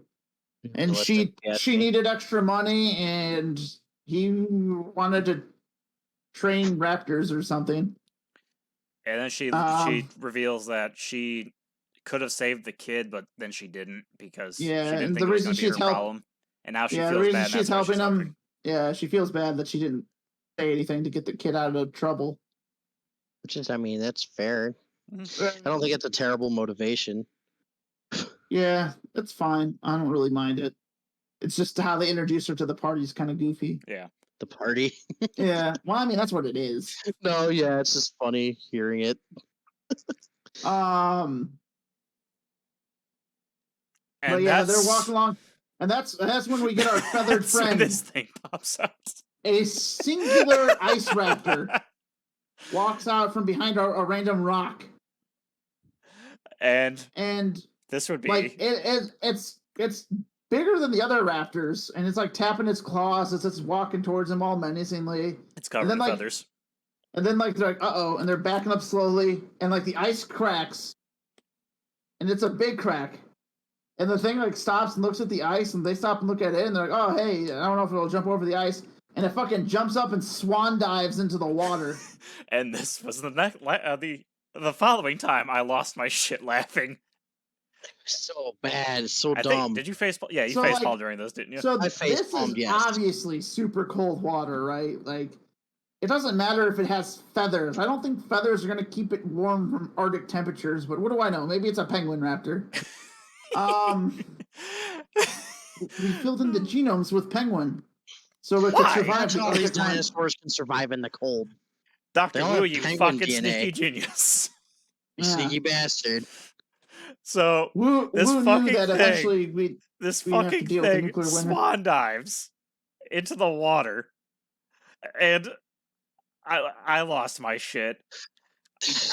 I don't even know how Saber reacted. Well, I wasn't staring at him. I just hear Cody just facepalm. Yeah, the fucking Arctic chicken dives into the water. And it's so fast at swimming. It's swimming. They can see it under the ice because the ice swimming like a goddamn dolphin. Like it's fast as hell. And they're sprinting along the ice, forgetting that ice can be slippery because they don't slip at all. They're sprinting along the top of the ice, running away from this fucking raptor because they can see it under the ice. And I'm like, well, that ice is so thick, there's no way it can bust through it with its head. Of course, I'm wrong because this is a movie raptor. Well, actually, the ground breaks. But yeah, as Owen is sprinting along, he like falls into the water and doesn't instantly go into shock from the cold. Yeah, and then the penguin raptor. I've never seen someone do the polar ice plunge. I mean, maybe, but like, typically, I guess. Well, you got to be in the water for a while, but he still falls into this super cold water, and the penguin raptor just circles the him. penguin, the pengaptor or whatever you want to call it, the penguin raptor just starts swimming around him in circles instead of just attacking him. 3 circles around him. Yeah, does 3 circles around him as he's swimming up to the surface. And then as it spins around to come and get him, he gets pulled out of the water by the pilot. And then they sprint up to the dam. They climb up onto the dam, and the raptor jumps out of the water and starts chasing along the dam railway thing. And then they get into an elevator and shut the elevator on it. And the thing's like roaring at him and trying to claw its way in. So the girl tases it with she's happen to have a taser on her, I guess. And I think she pulls it out from behind her. Maybe. And then so just fucks off, and that's the end of the scene. So she tases it, and it's like it backs off, and then the elevator starts going down, and you can hear it snarling and roaring up at the top. And he's like, "How are you doing?" And she's like, "I'm fine. You?" He's like, "Yeah, I'm good." And I'm like, "You really should have been like cold." I don't know why he didn't say he was cold. But then you find out the real reason she wanted to help. Yeah, because she's like, "Oh, so you want to help Claire, huh?" And he's like, "Yeah." And she's like, "Yeah, I like redheads too." And you're like, so she's just thirsty. Maybe she got beaver damned one too many times. She's been beaver damned. So yeah. Happened again. And then that's the end of the scene. Yeah, then we cut to nighttime because it's night now. Is it cut to nighttime, or is it cut back to because this is when oh no, it does cut back to Sadler and Grant, because this is when they meet up with Ramsey, and he's like, "Yeah, this is why I went to go take a piss, I think." Yeah, and they're like, and Ramsey's like, "It was all actually my idea, and I'm the reason you're here. I hired Malcolm. Blah blah blah blah blah. You got to get out of here. Here, take this emergency exit." And it's dangerous to go alone. Take this. Yeah. So they all hop on this elevator and start. And then they're like, "Oh, hey!" And then the clone girl pops up, and he's like, "Oh, hey! I saw the previous movie. I know who you are. Get in the subway thing and get out of here." And he's like, "Okay." And these are the stupidest subways in the world, but we'll get into that later. They're pretty dumb. So they get into the elevator, and it starts heading off, and then it goes to Claire, and it's nighttime now, and she's wandering around the woods, and she finds a research outpost thing. It's like this big mushroom-shaped building, and there's like a balcony around it, and then like a watchtower inside. No, I think it follows Grant and Sadler, because on the subway, because then that's when they enter the cave, and the cave has the fin thing in it. I thought it cut back to that to do all that stuff after this, because then that's when it shows I'll get to it, but so she gets to the mushroom thing, or she gets to the mushroom outpost, and she hits the button to call the elevator down, and she hears. Oh wait, no, you're right. Actually, never mind. Hey fellas, I gotta go to bed. All right. Gay. So, yeah, thanks for having me, but I got work in the morning. Night. Bye, fellas. Yeah, good night. But yeah, the next scene. Yeah, you're right, because it goes to that, and then they're in the cave, and yeah, so the subway car randomly stops for some reason that they're in. That Dr. Grant and them are in. It's Dodson and his main security guy who was in like one scene. He's in a couple scenes, but he's not very important. Yeah, well, I don't think he says anything before this. They press a button, it stops the subway, and instead of thinking that maybe it's just a minor power hiccup or whatever, they decide to leave the subway, and they go into a cave that connects to the subway, which will lead into problems later, or questions later. And once they're in the cave, there's just a random they have some flashlights and there's just a random torch lit. Or did they light the torch? They find it in they find like a torch on the wall and then light it. Yeah, they're like, well, this is an old amber mine, and they have with human bones in it. Yeah, which they don't mention at all. They're just on the ground, and then they talk for a little bit, and then nothing really important happens dialogue-wise in here. No, and then but basically they walk through the cave and then they run into a pack of the fin dinosaur. Because in the water you see the fin coming out, and I think it cuts to Ian Malcolm getting fired. I think. Yeah, then it cuts back to Ian. Okay, yeah, you're right. And then Ian, because Dodson calls Ian Malcolm in, and then they have a wee bit of an argument. Ian Malcolm points out that guy who wears "I am evil" T-shirt is probably fucking evil to all the workers, and they're like, "Oh, maybe he's evil. Who would have thought that? How is that possible?" No one knows. Ian Malcolm says some pretty funny shit in this scene. Yeah, because this is when he basically comes out and says, "I never agreed with this guy." He's like, "I never agreed with this fucking idiot," and it was just a cushy job. Yeah. Dodson's like, "You just want to see problems wherever you see it. You make a Proteus out of everything," and Goldblum Ian Malcolm's like, "Proteus got gored and torn apart, so." So will you. And so will you. And he's like, "Ramsey, go take Dr. Ian Malcolm, go to his office, take his things, and then get him the fuck out of here. He's fired." And they're like, "Yeah, okay, boss." And then it cuts to Owen and Kayla searching around. Yeah, this is when Owen and Kayla are searching around for what's her face, because they don't show them leave the dam at all. They just somehow got from the elevator to the middle of the Great Valley. Yeah, because it shows them finding the Great Valley, like where her parachute landed in the Great Valley. Yeah, and then they're find looking the blood, for where she went. And then they find the deer carcass. They're like, "Oh, okay, so she's probably safe." And then the T-Rex shows up. Yeah, and then a T-Rex shows up to eat the dead deer. And it's like, oh man, this is probably going to be a cool little scene with the T-Rex, and then the T-Rex gets punked by the gigantic then the Gigasaurus slaps the T-Rex twice, and the T-Rex leaves, and it bites eats on the deer. nose, and then it leaves, and then takes the deer. And I stewed in my own anger. Yeah. And then was this the first time I tried? I was like, I want to die. Yeah, I think so. And yeah, then after that, then it goes back to the. Is it? Then goes to Ian Malcolm, and Ramsey. They go to a room. Yeah, they go to the garage. He gives them the truck key. He gives them the truck keys and some supplies, I think, even though they don't come up. And then he's like, "All right, here's where they are. Go over this way."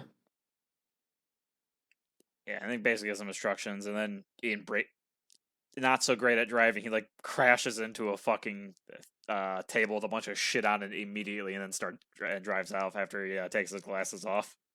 Yeah. And then he heads out into the jungle to go find the people who were escaping through the weird cave. There's another funny line where he's like, "Yeah, the roads are safe from all the dinosaurs, right?" And he's like, "I would still drive fast." It's like, oh. It got a chuckle out of me. Then he took. By the way, if we seem a little, if one or two scenes if we're mixing up when things cut, which I don't believe we are, but we might on one or two of these, that's because there's like we said earlier, there's a lot of shit that happens in this movie, and it's really fast paced. Yeah, then the cave comes up with the Dimetrodon in it. Yeah, and they're running away from the Dimetrodon. Yeah, they find a ladder. They hear some noises, and then Grant climbs the ladder, Yeah, and there's a Dimetrodon. And there's a there Dimetrodon at the at him. top, and it roars at him. Obviously, it scares him, so he just plops on the ground because he falls off. And it hits the rock really hard, and Sadler's like, "Are you okay?" And then all of a sudden, there's just like 12 Dimetrodon. Yeah, in that room. it's one of the. This is when it starts getting really bad.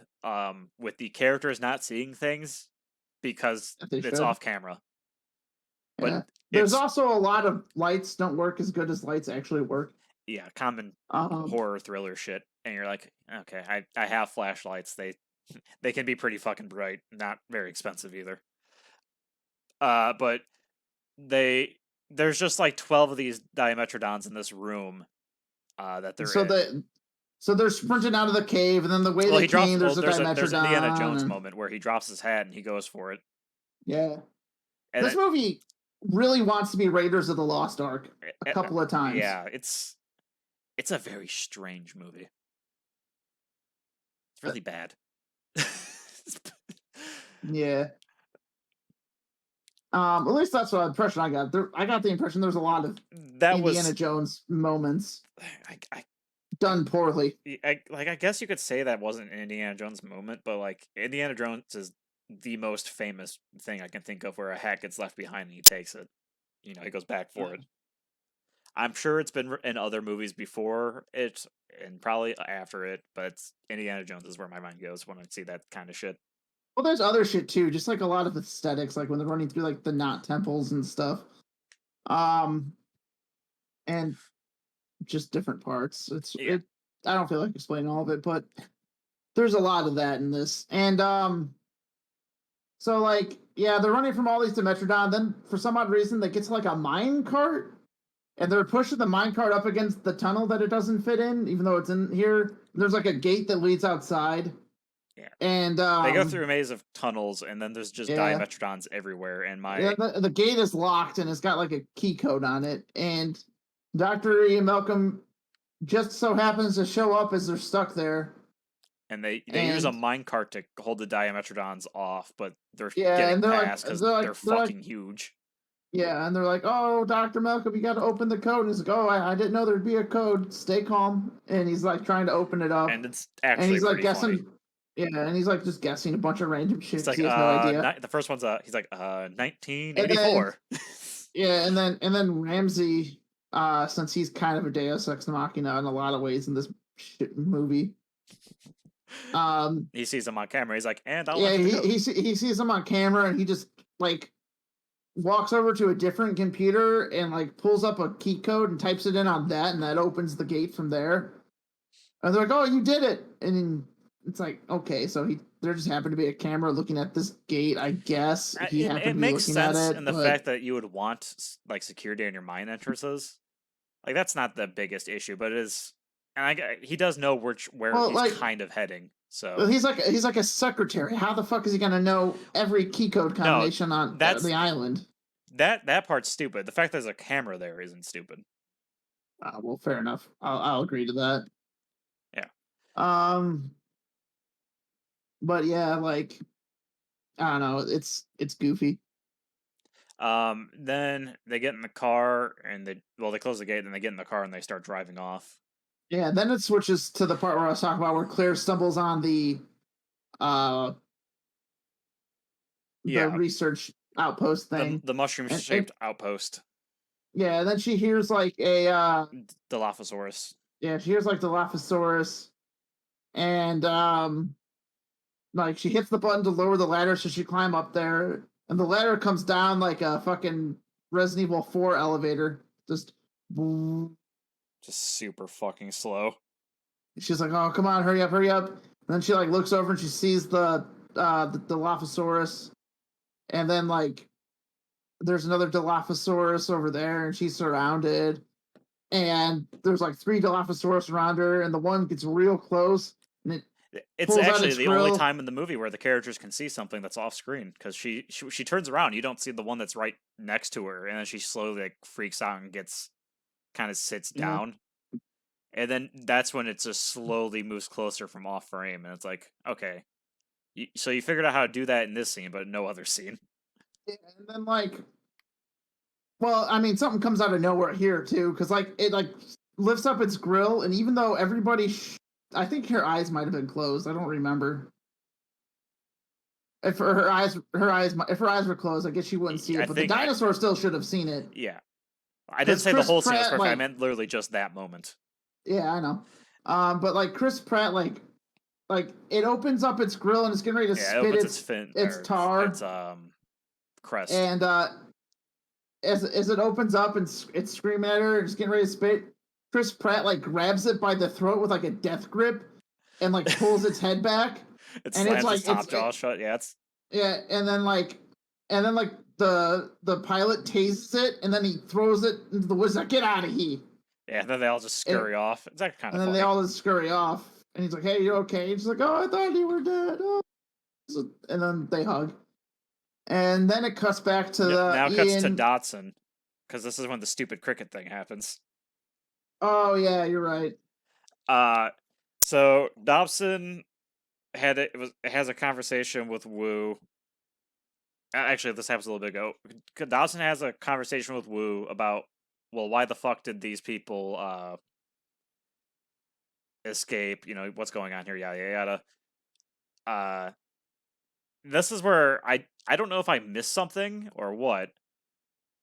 Cutting back to where we were, because he has a minor conversation with Wu about the whole Locust project, but they don't really say anything other than little girls escaped with Alan Grant. But cutting back to where we were discussing it when it cuts back. Now it cuts to Dobson and just Dobson. He's like going to his cricket lab, his Locust lab, and he's just looking around. He's like, they have the sample. Clearly, this means I have to destroy all of my research of this of the Locust and all that crap. Which, all right, deletes it off his computer by dragging it to the recycle bin. As we all know, that's the easiest and most perfect way of deleting files off a computer. Walks into the Locust room, presses a button. There's two scientists there in hazmat suits with them, and then flamethrowers start going off in the Locust rooms. Or this one Locust room. The Locust and well, it's the Locust lab. Like, it's got flamethrowers in it. It's like a flamethrower on like a tread that like moves back and forth. And cool looking thing. If you design something stupid like giant super Locust, you would probably want to design something like that to kill them, or just poison. Probably also honestly, like pumping the air out of the room probably would work better. Also that's a possibility. But flamethrower is more stylish. Yeah, burning the air up would definitely have suffocated. But as they're suffocating, they like start freaking out, and there's a lot more roaches in there than there was in the previous scene. Now there's a lot more in there than should be in there, considering how big the room is. Because there's only like 20 or 30 containers with these 10-pound fucking locusts in them. Granted, okay, there's a couple locusts per container. These aren't deep containers. They're only like a foot or foot and a half deep. And yeah, maybe I would say probably about 2 feet, but yeah, it's a minute difference. But either way, like when they light the room on fire, the room literally fills with so many locusts. Like there's an entire swarm in there. And then they're bashing along the walls as they're burning because for some odd reason the fire isn't instantly killing them. Yeah. They did say they were tougher than they were supposed to be, which I guess adds some wiggle room, but like they burn for a while. They burn for quite a bit, as we're about to get into. So it's a bit of a minute point. As they're bashing about the room, they end up breaking out through the roof, which has this weird glass tunnel that leads outside into the Great Valley. And then you see this swarm, this absolutely massive swarm, bigger than the swarm you just saw in the room by a lot. Bigger than the swarm that was eating all the fucking fields in the United States. This is hundreds of thousands. Yeah, of these things. And they spread out. And they're all on fire. And they're all on fire, and they spread out, and you see this big wave of fiery bugs in the sky, which looks really cool. It does. It does look cool. And all of a sudden, all of them start falling out of the sky because they're all burning to death, and they're falling into the forest and starting forest fires and stuff. And the first thing that popped into my mind was the Prince of Egypt. Oh yeah, like this movie for some odd reason decided Locust should be a big point, even though it's a dinosaur movie, which I thought was a goofy choice. Yeah, bad, straight bad.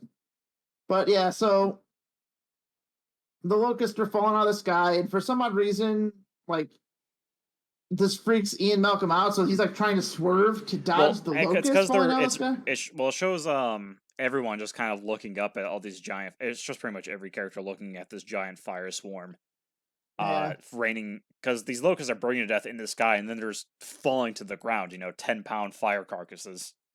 Yeah, I guess. And so he's like driving, trying to swerve around. He's like swerving, and he ends up running off. Well, first it lights like a shitload of the forest on fire. Yeah, and then like a locust hits the front of the car and splatters against the windshield, and then they like run off the road a little bit, and like the car's tilting, and the scene's pretty funny. But ultimately, the car ends up rolling down the hill, and as it rolls down the hill, it stops right next to the random mushroom outpost that the other idiots are at, and you're just like, oh wow, that's the Conveniencesaurus Rex has appeared. Yeah, and they're all together again, and they come out, and they forgot that the fire locusts were falling for a little bit here, because they're still falling, mind you, but they're falling, but not in these scenes. They fall again after this scene. Yeah, for a little bit, and then like they all get together, and they're like, oh hey, I know you, yeah, I've seen your movie, your movies are good, and he's like, oh, too bad yours are shit, and Chris Pratt's like, god damn it. And so yeah, they're all like, oh hey, I know you, you're famous, and then like the T-Rex, no, it's the Gigasaurus shows up, or whatever. The Stuposaurus. Yeah, the Giganotosaurus. Yeah, so that one shows up, and it's fucking blind. Like it's staring at them, and they're like, don't move, and then like it like walks towards them, and they start walking around the flipped over car, and it's just like walking around in a circle, and it's really weird. It's because it thinks it's being intense, and it's really just being really dumb. Like really. Yeah, because like the thing could just like look over the thing and bite him. Then Dr. Ian Malcolm like gets down on his knees and crawls into the flipped over car. And these things just aren't. It's so fucking weird and goofy because it's like staring at them. And then they like back up a little bit. They keep backing up, and it's just not doing anything. But they back up a little bit, and then they're like looking at them, and then it starts raining firebugs. And then it starts the firebugs start raining again, and it starts snapping at them. So they start trying to climb up the ladder, and the thing like grabs a firebug and starts eating it because it misses one, and then grabs like another one and eats it. And you see a couple more fall, and then like a pilot climbs up the ladder first, and the little girl's climbing up the ladder, and the Gigantosaurus bites at the ladder, and the girl just freezes instead of hurrying the fuck up, which is what you think he would do. I could probably see you like freezing. Well, yeah, I can understand. I can understand freezing and terror because obviously, if you're in like a shark cage and a big ass shark bites the cage, you can see the cage crushing. You're not going to think to get out of there. Yeah, you're just like, oh god! You're like, I'm gonna die. And so yeah. But it does that, and then it's after it rips the cage off is when she finally finishes it's crushing it down, and then it rips the cage off, and she hurries up to the top. And then like Ian Malcolm like calls to the bug, and he's like he calls to the Gigasaurus, and he's got like a bug on a stick, and he's using it as a torch like in the first movie. And you think he's gonna like redeem himself, he's gonna distract it the correct way. So he's waving it around, and then the dinosaur roars at him, and he fucking turns the thing around and spears the damn Gigasaurus in the mouth. Thing in the throat of the Gigasaurus, and it's just like it just starts roaring and screaming, and it's breathing fire because there's a 10-pound firebug lodged on its esophagus. Yeah, and it's just breathing fire for a minute, and it's just like, oh no! Ah! Firebugs! And then Ian Malcolm just fucking hurries the hell up. Ian Malcolm sprints and climbs up the ladder. Faster than everyone else. Yeah, and then like everyone else is up the ladder at this point. So Ian Malcolm climbs up the ladder and they turn, and as he gets up the ladder, the Gigasaurus is right there. Because it's taller than the thing. Yeah, and it's trying to like bite off the top of the research outpost. Yeah, it's like slowly, because this thing is not threatening at all compared to like the T-Rex from the first movie or even Lost World, because this thing is fucking huge, but it's like slow and retarded and blind. It's slow, retarded, and blind, and is easily frightened, as we find out in a few minutes. It tears apart a little bit of the walkway they're on, and they're trying to get in, and then it tears it down, and some people are slipping and falling, but it doesn't just eat them. They all make it inside the research station. Yeah. Then it sticks its head through the wall of the research station. The glass window. Somehow or another, Claire gets a fucking rope tied around her leg, which is also tied around the thing's tooth, and it pulls her and is pulling her out. And then Chris Pratt grabs a rifle and like shoots it in the head, and then someone with a sleeper round. Yeah, and then someone throws Claire a taser, and she gets up and tases it in the eye, and then it runs away. I think Kayla shoots it with the sleep dart, and then fucking Chris Pratt just runs up to it with a knife and just starts stabbing it in the snout. Yeah, and it just doesn't open its mouth and eat him. Yeah, and then Claire just runs up and tases its eye, and then it's like, oh god, I gotta get out of here. Yeah. Bitch tased my eye. Didn't pop my eye, but tased it. And it's a very dumb scene. And then it plays like a bit of triumphant, like, yeah, we did it. Yeah, and then they're like, we gotta get out of here. Then they open up the hatchway in the research center, which leads back to the main facility. Yeah. And you're like, oh man, parts of that looked cool, but that was dumb. Yeah, and which is really how this whole movie can be described. Parts of it look cool, but it was stupid. And then it cuts back to Dotson. His command room is the Great Valley is now turning into a burning ruin. And he has to order an evacuation. He orders an evacuation, which doesn't really make sense because like everybody, it sounds like they're going to like an underground shelter because it summons all the dinosaurs inside the building. It brings all the dinosaurs into their big courtyard in their main research station, which, okay, fine and dandy. Kind of stupid to shove all those carnivores and herbivores in the same area, but fuck it, you did it with the previous movie. But for some odd reason, this means his entire operation is destroyed, I guess. Yeah, even though it really shouldn't be, and he's in a hurry to get out of there. He like freaks out. He like starts punching a chair and shit because he's so fucking angry. He has to order an evacuation, and they're like, it's an evacuation. It's an evacuation. Everyone has to leave. All the coworkers are running around like crazy. Yeah, which I thought it was going to mean is all the coworkers just stay inside the building, right? Obviously, or so like it can't be they evacuated by airplane like we were saying earlier. Because like right now the air defense thing is turned off. There's an air defense network that I think we might have forgotten to mention fucking 2 hours ago. It keeps the animals from flying over 500 feet. Yeah. So, but that's off. That's off right now, which means the pterodactyls would rip apart the helicopters because their blades are stronger than, or their beaks are stronger than blades. Yeah. So. He orders an evacuation. They couldn't have evacuated by plane, and I don't think there's a tunnel that takes you to safety because they're in the middle of fucking nowhere because the Great Valley's in like the Arctic. It had to be an underground shelter, like it sounded like. Yeah, but it doesn't make sense because he's like the Dodgson's in such a fucking hurry to leave because oh man, everything's ruined. I'm gonna have to start over, yada yada. And it's like I don't get why. I don't know if I missed something or not, because he legitimately the whole point is like, oh no, you had to bring all the dinosaurs into a shelter. Well, he knows that like they have proof that he has the locust are the same locust that he made. They can out him on that, which I mean sucks for him, but like the employees are freaking out and they're hurrying to the evacuation station, but there's no planes. And he doesn't try to take a plane out of there either. He gets into a tram car. He gets into a subway, into one of the tram cars and these stupid tunnel things. And like he's taken off in that, and that's the last time we see him for a little bit. Well, Ramsey comes up to him and he hands Ramsey a bunch of papers, and he's like, "Hey, me and you, we're gonna get out of here. We're gonna restart this whole thing. This isn't a whole this is a minor issue. It's not a big deal." Which leads me to again questions like, if this isn't really that big of a deal for you, and you can restart and be fine because you have all this research, why the fuck are you freaking out? Yeah, it doesn't really make sense. I don't know if we missed something. I don't think we did. Comment and tell us if we missed something, honestly, because I don't know. I legitimately don't remember missing anything. But regardless, he fucking him and Ramsey yell at each other. Then he leaves.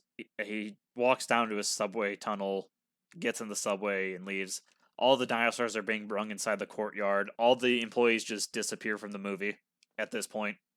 Yeah, everybody who doesn't have a name is gone. Yeah.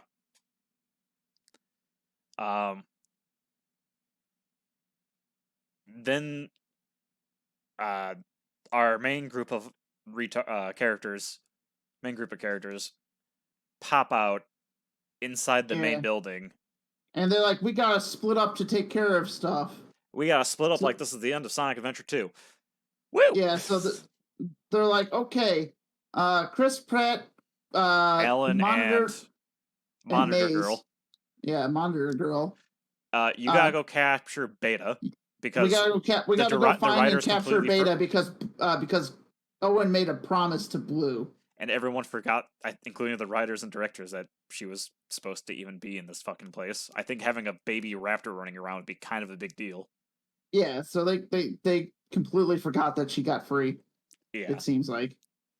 And the way they capture her is pretty stupid, but we'll get into that in a minute. Yeah. So Chris Pratt, and Maze go to capture her, and then Claire and Sadler go to turn the power on. Get it? It's a callback to the original one, when Dr. Sadler had to turn the power on because Ian Malcolm had a broken leg. And then Kayla has to go get a plane ready. And then Kayla has to go get a plane ready. Was that her name? Yeah. I honestly forgot. I've been calling her Kayla the whole time. Oh, I didn't notice. I guess I'm retarded. I don't know. Only sometimes. All the time. But yeah, I just been calling her Pilot Girl. But yeah, she goes to ready the last helicopter. And the others, they're on the bench. They're pulling what Ian they're like in the control room. Yeah, telling the others what to do. Which that team consists of Ramsey, Ian Malcolm, and just those two. Yeah. And granted, their interactions are pretty funny. As they're telling the other people. Like I said, Ramsey's not bad. Yeah, Ramsey's not bad. I just think it's goofy that they decided to make him the mastermind behind Ian Malcolm in that one line of dialogue out of nowhere. It's like, he didn't need to do that. He would have been. I don't mind it, I guess, but it felt ham-fisted. A wee bit. I don't know. It's fine. It's just a little ham-fisted. But not as bad as some other things in the movie. This is when some especially stupid shit happens. Does it show Grant in the it shows the capture of Beta first, right? So yeah, Beta gets captured first. That's what we focus on first. Where they're like in this network of steam pipes somewhere. Not sure how they got there because you have no idea how anything connects. Yeah, you have no idea how anything connects to anything else in this fucking movie because there is no travel from here to there. They're just like, hey, here's this set piece. Hey, here's this set piece. We're here now. No, we're here now. No, we're here. How about now? What about the transition? Transitions are boring, and we got 3 hours of your time to take up. But so the way they capture Blues, it's okay, I guess. Owen holds his hand. Owen tries to shoot it and misses. And I want to point out he has a fucking gun dart that was loaded to fight off the giant super predators. Yeah. Granted, forget about that. Granted, I guess it's fine. Maybe he was able to change the darts. Maybe they had other size darts there. Yeah, who knows? But it is kind of funny to think that the last time we saw that gun loaded, it was made to fire at like T-Rex size shit. Yeah, and he's shooting at they a could have. baby It wouldn't raptor. have been hard for him to grab extra types of ammo. Yeah, it would have been 2 seconds for him to grab a dart fox. yeah, it's fine. It's just something that kind of made. It took me a second. I was like, wait a second, is he still loaded with the same fucking darts? Yeah, because there's like a point where he's like, we have to shoot her in the neck. Yeah, because they find Blue, they find Beta almost immediately.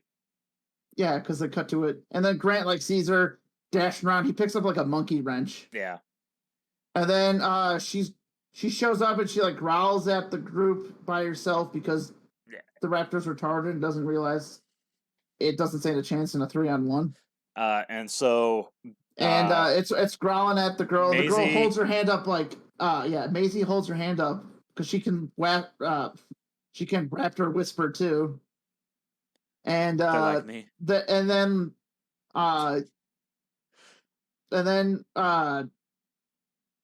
He's like triangulate. Owen's like triangulate, and the three of them like kind of circle the raptor. Well, first and then Grant holds up his hand, and then Owen just holds up the gun and starts playing its fucking Avengers music shit again. Yeah, it's playing this really. The soundtrack of this music is the soundtrack of this movie. We haven't really touched on, but it's fucking weird. They really want you to think like everything is the most epic thing you've ever heard. Everything's super epic. Everything's or like super the Avengers. Sincere.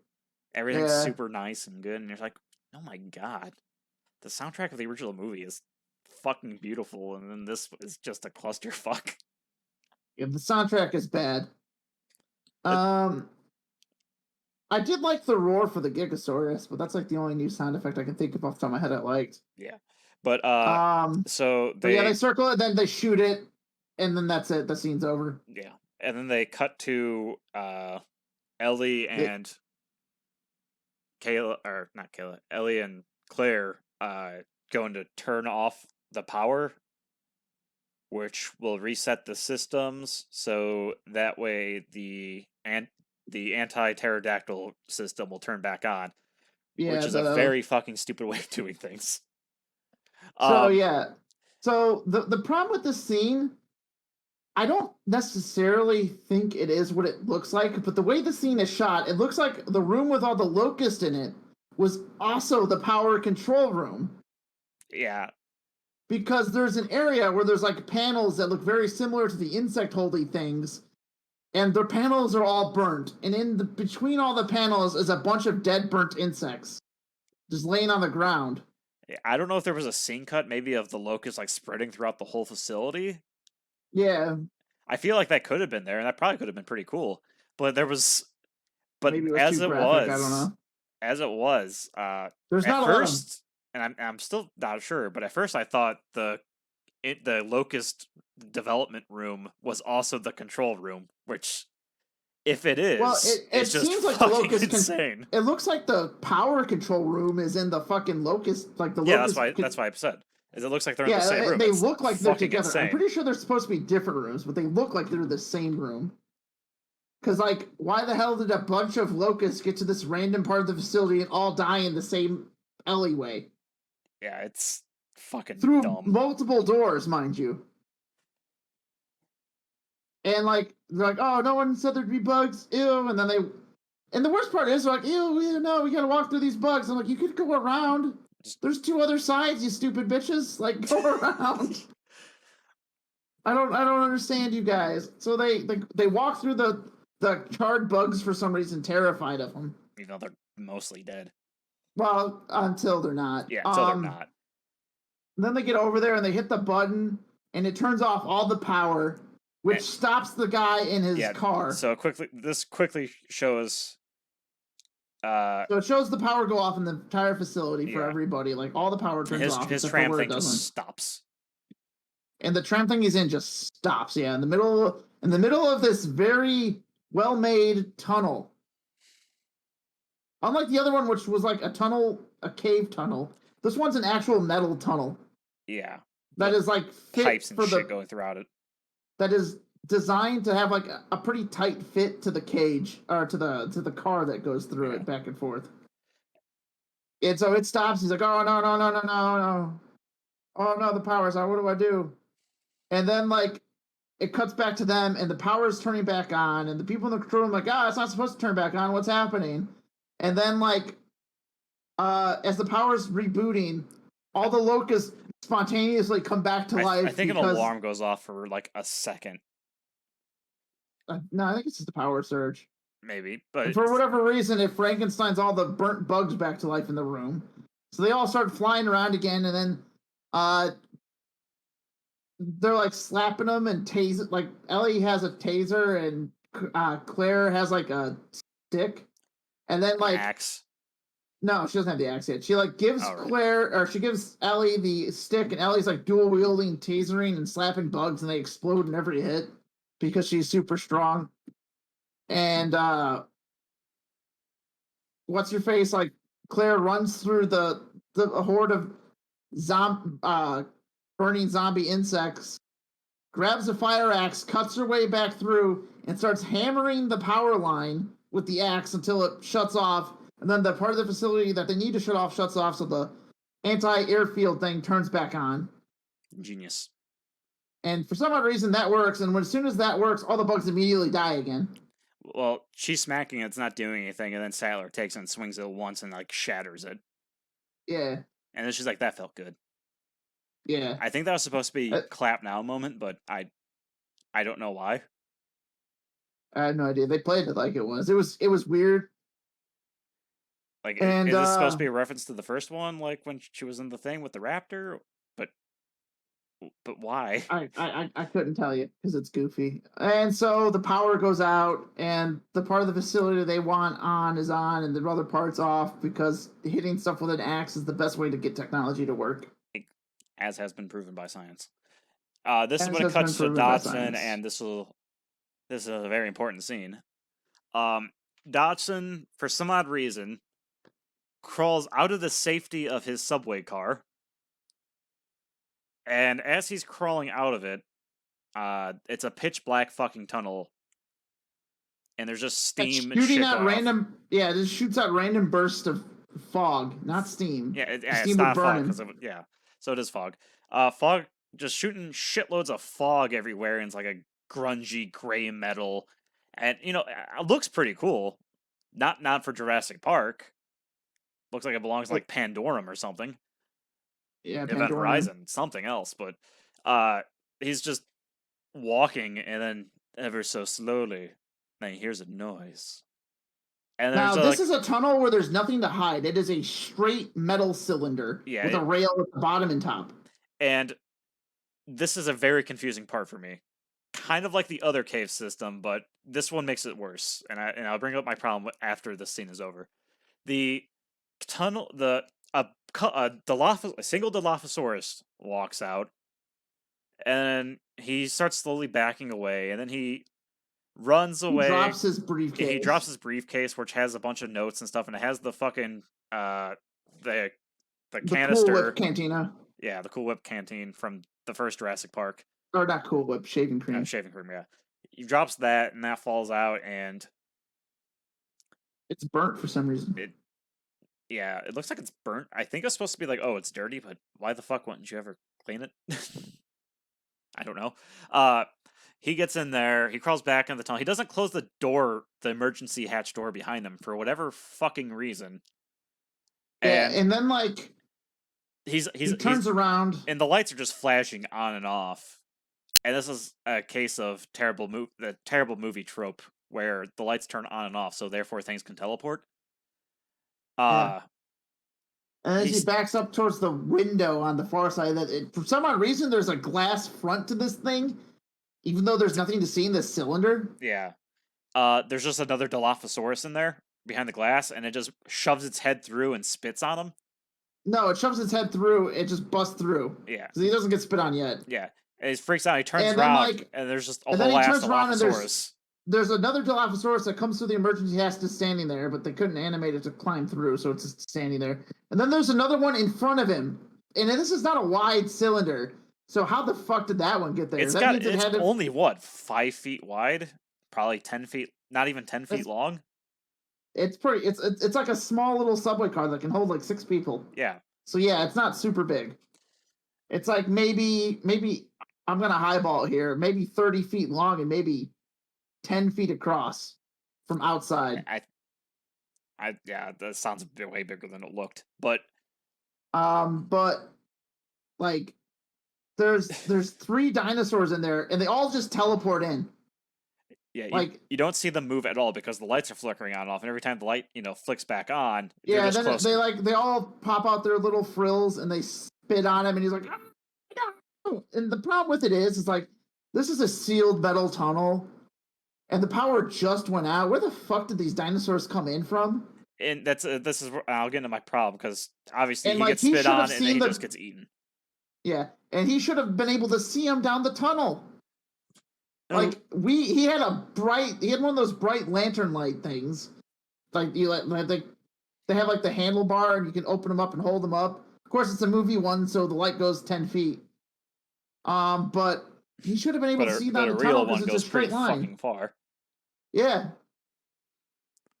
Like even with the random burst of fog for no reason, you should have been able to see him. So my big problem with these tunnels, because it's the same thing with the last one, where they're just connected to a cave with a whole bunch of the finned ones. Yeah. If one of those things got in the way of that rail car, those rail cars, yeah, it would probably splatter that thing, which would cause a great big mess. It could probably fuck up the Dimetrodon, that's what they're called. It'd probably fuck up the cart too, just by, something so fast moving into something standing still. Yeah, if those carts hit a dinosaur as they were driving through. Yeah, absolutely. So there's just that's got to mean there's just holes going into these where dinosaurs just crawling through. And that's fucking absurd. It's retarded, insane, incompetently written and designed. Other negative aspects plus. It's so dumb. And like that's the first my brain was just going there as I was watching. I was like, these are the most dangerous forms of travel on this fucking island. Because let's say because they don't have any way to keep the dinosaurs out. Yeah, a dinosaur gets in there and crashes. There's a reason you don't want grizzly bears in a subway. It's yeah. Even a big enough rat can cause probably some problem. Maybe, I don't know. Maybe not a big enough rat, but a person I'm pretty sure can. I'm pretty sure, yeah, if you run over a homeless person in a subway cart, it causes problems. Yeah.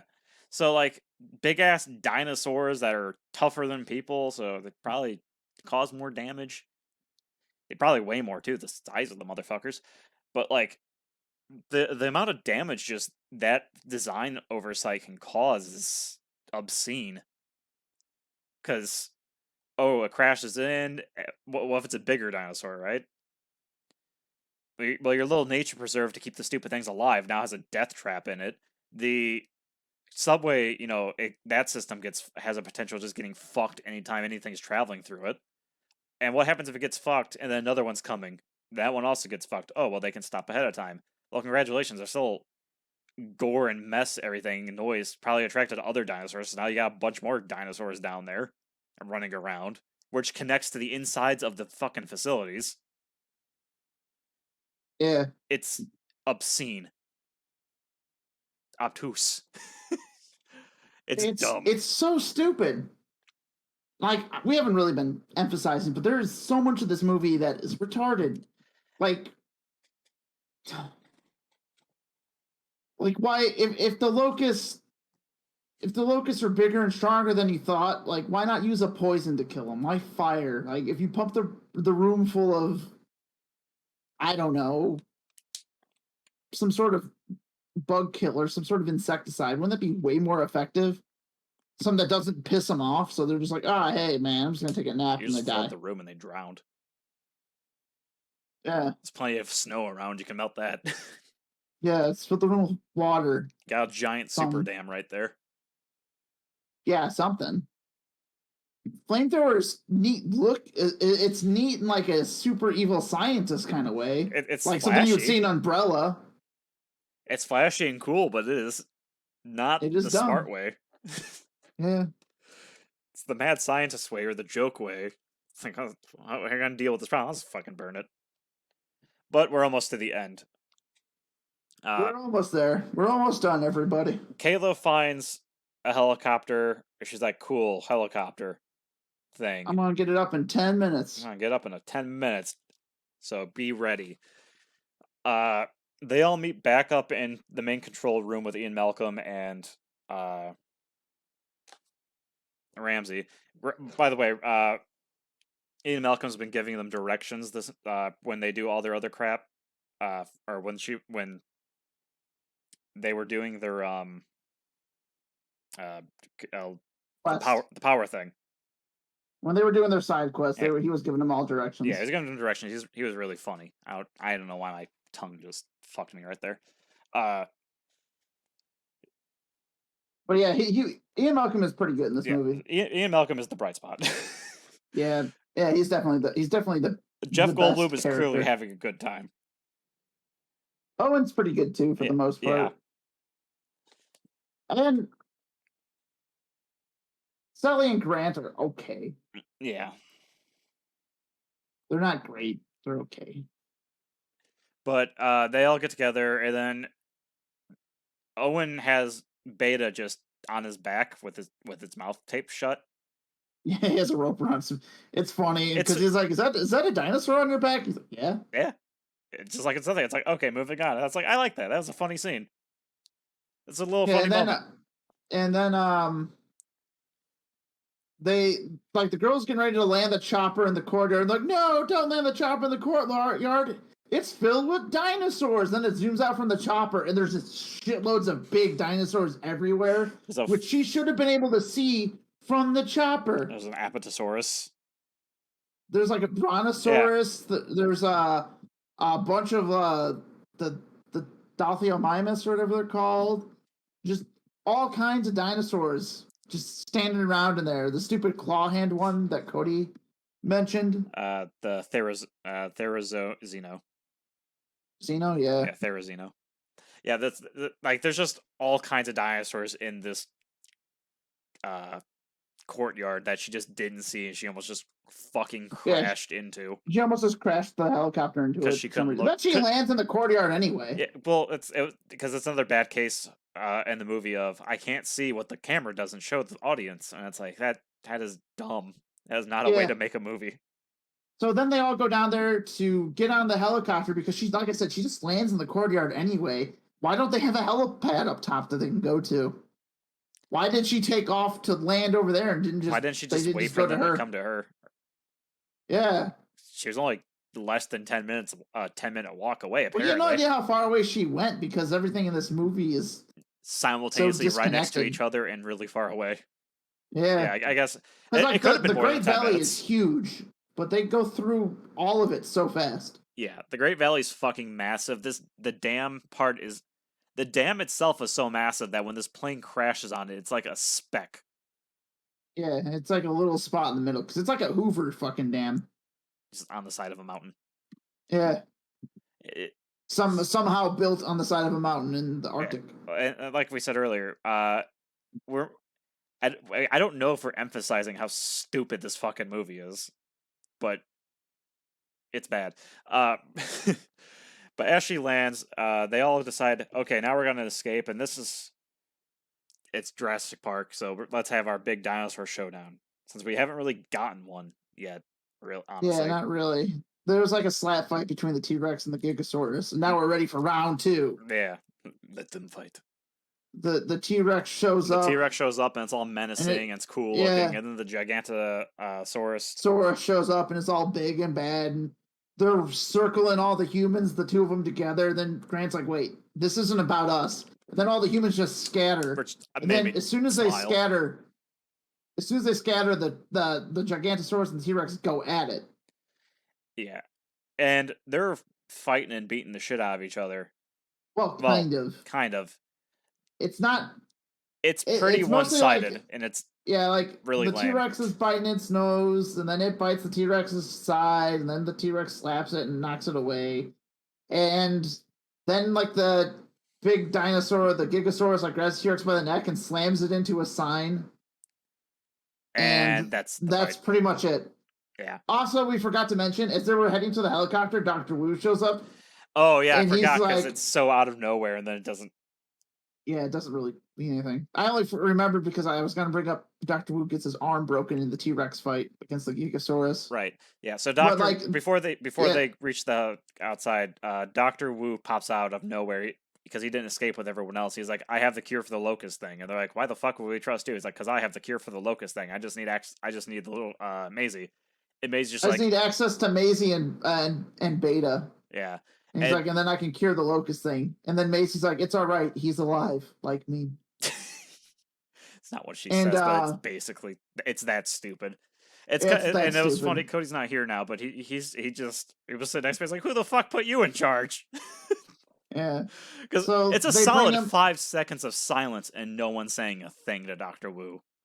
Yeah, and first off, I don't think they should have distrusted him anyway. He's just a scientist for all they know. Well, yeah. Like, he was doing science.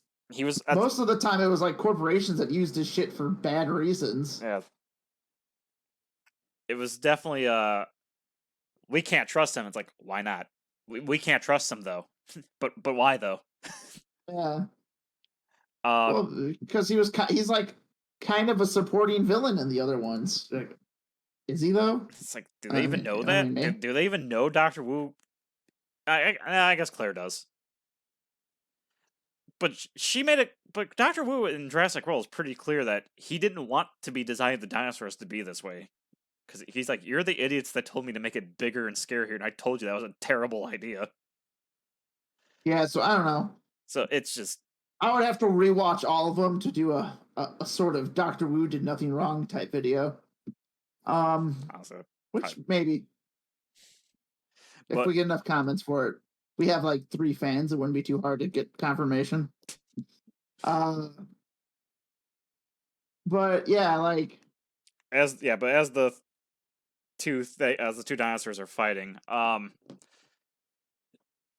Dr. Wu falls over and breaks his arm, and then they pick him up gently and carry him off, and it's very strange. Well, they make it look like his leg was broken, but then at the end they're fixing his arm because he like can't walk, and they have to help him walk. Yeah, and the other thing that's weird is all the dinosaurs just disappear in this courtyard. Yeah, there's also just a spotlight just going crazy. Yeah, there's also a random spotlight going around from somewhere. Probably someone else saying, "Hey, I need help. Get me out of here." And they're like, "Oh, sorry, bud. You're not a named character. You're not named. Fuck off." Oh, but yeah, there's just like a spotlight going off, and it's distracting as shit. Yeah, and then like, but as the Gigasaurus is throws like the T-Rex, as it's like celebrating its victory, it like turns to see the Therizina. Yeah, the Therizina. And it's just sitting there with its weird claw hands, and it like roars at him, and then he goes up to fight it, and then the helicopter takes off. Yeah, they have a wee bit of a 2-second slap fight. That's not very interesting to watch. And it like cuts it a couple times and slaps at it, and then like the helicopter takes off, and the random spotlight shines in the T-Rex's eye, and it gets back up, and then like they make it look like a big battle's about to happen between the Therizina, the T-Rex, and the Gigasaurus, and that's not what really happens. Like, no, what happens is incredibly lame. Slaps, like this is basically the whole fight. The Therizina like slaps the Gigasaurus in the leg with its claws, and it's like, "Hey, stop that!" And it like growls at it, and then the T-Rex like runs up and grabs the like chomps onto the Gigasaurus's like head, and then like pulls it forward, and the stupid Therizina shoves all of its claws straight through because it's holding its hands just flat for some reason. It's holding its hands like straight out for some reason, and the T-Rex takes it and like shoves the Gigasaurus straight through the claws and like just instantly kills it, and the entire fight is like 20 seconds. Yeah, and then they're like, and then it's over, and the T-Rex like, "Yeah, we did it, bud." And roars, and the thing roars, and like you're like, "Oh, can I get the dinosaur off its claws, or is its claws stuck now?" Well, I thought that they were about to give the T-Rex a double kill. Like I thought the T-Rex was about to lunge and grab the stupid Therizino and just rip its head off or snap its neck or whatever, right? No, yeah, that would have been fucking awesome. But no, like, instead the T-Rex is a bitch in this movie. Despite the fact that there's like a lot of dinosaurs attacking people. There's not really a lot of violence or blood in this movie, as strange as it sounds. Yeah. Like, even when dudes are getting eaten by dinosaurs, like, it's not really that graphic, because, like, it's usually in the background, like, with the Allosauruses and the Bazaar. Like, lots of stupid with that. It definitely feels like it probably could have been PG, honestly.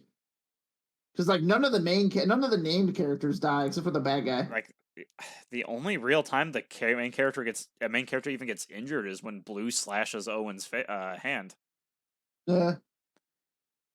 It's like, well, Dr. Wu broke his arm or whatever. It's like, okay. And then they're bandaging up. Even though it got slapped in the leg. I think they're bandaging up Maisie's hand for some reason at the end, but like. Yeah, she probably tripped or something. But it's one of those things where it's like, honestly, yeah, this movie. She'll just make herself pregnant so she can have a baby immune to injuries. Exactly.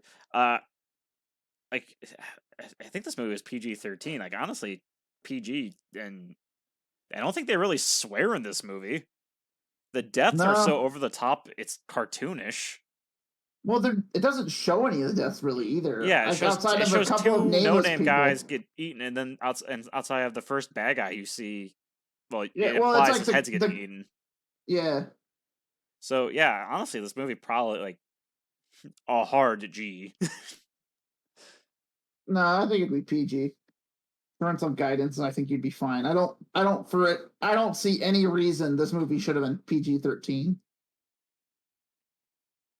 I wouldn't have been scared of this as a wee lad, but I'm probably a bad example because my parents were just like, "Hey, man, you know what? You're like a baby. 3. We can go see Terminator. You're 2 years old. Here's Aliens." Yeah. So because I don't remember it, but when I was like an infant, my parents brought me to see Terminator 2 in like theaters. Or I was a toddler. Whenever Terminator 2 came out. Yeah, I was pretty young when it came out. But yeah, so the next scene is where are they now? The end scene where like everybody's at like a random airport getting patched up from their injuries, including all the people that evacuated.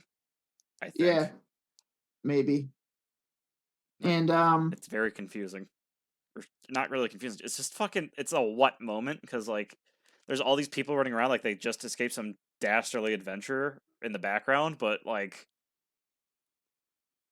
they weren't there. We never see any of the no-names do anything. It's not like Jurassic World where you actually see a whole bunch of no-names getting attacked by dinosaurs or, trampling over each other. So that scene actually makes sense in Jurassic World, which I don't want to be praising Jurassic World.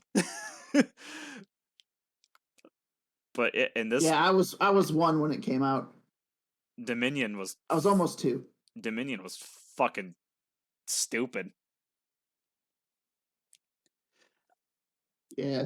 So they're all getting patched up, and then isn't Malcolm starts narrating? Or does it? Yes. No. It just cuts to no, nobody narrates at the end, really. Yeah. Because it just shows what they're all doing. Like Sadler kisses Grant. The one girl gets a new plane and paints a 2 on it. Carla. Kayla. Claire and Owen move back home with Monitor Girl. With Maisie and Beta, his real daughter. Then they give Ian Malcolm. Yeah, Ian Malcolm's giving a speech. Ian Malcolm's like writing a book, and like someone's taking notes for him, and Ramsey's there with him. Yeah, because he's basically because Ramsey's kind of a yes man, and now it looks like he's Ian Malcolm's yes man.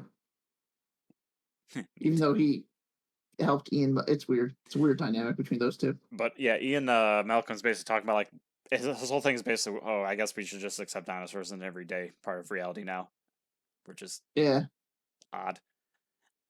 Yeah, because then like it cuts to what they're doing a little bit later. It shows basically every dinosaur. Like it shows the Mosasaurus just next to whales and not attacking them. Yeah, it shows Triceratops hanging out with elephants. Yeah, that made me laugh.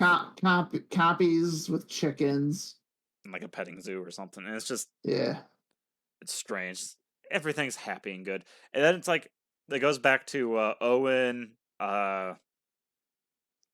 Maisie, Oh, it and goes to Claire. Sadler. It goes to Sadler and Grant. Oh yeah, They're they're about about to to give go some. give like they're about to go to give like an address to the UN or something. And they have like notes, and then like Alan turns around to see a girl petting a raptor at a pond. And he's like, I'll never get used to it. Like, because this is a terrible. That's a terrible idea. She's Oh, gonna lose a finger. Doctor Wu just releases like a really, really green locust into a swarm of locusts, and I guess that's gonna kill them all. Yeah. And he's just like smiling. He's like, "Yeah." And then that's when it cuts to Claire, Owen, and Maisie. Yeah. And then they're at home, and Blue shows up, and they give Blue her baby back. They give Blue Beta back, and then like they scurry off, and it's all happy, and they. And then like Maisie holds out her hand, and Owen holds out his hand to calm Blue down. Then Baby Blue runs over to Blue, and they run off into the field they're in. And then as they're getting back into the car, Blue turns and like looks at Owen, and Owen looks at Blue, and they like nod to each other, and then they get in the car and drive off, and the movie's over. Yeah, the really funny part is so when we see Blue and Owen in their house in the beginning of the movie, like the first 30 minutes, it is. If it's not winter, it's pretty fucking cold. It's snowing. There's a couple inches of snow everywhere. When at the end of the movie, it's like spring to late spring, early summer is how it looks.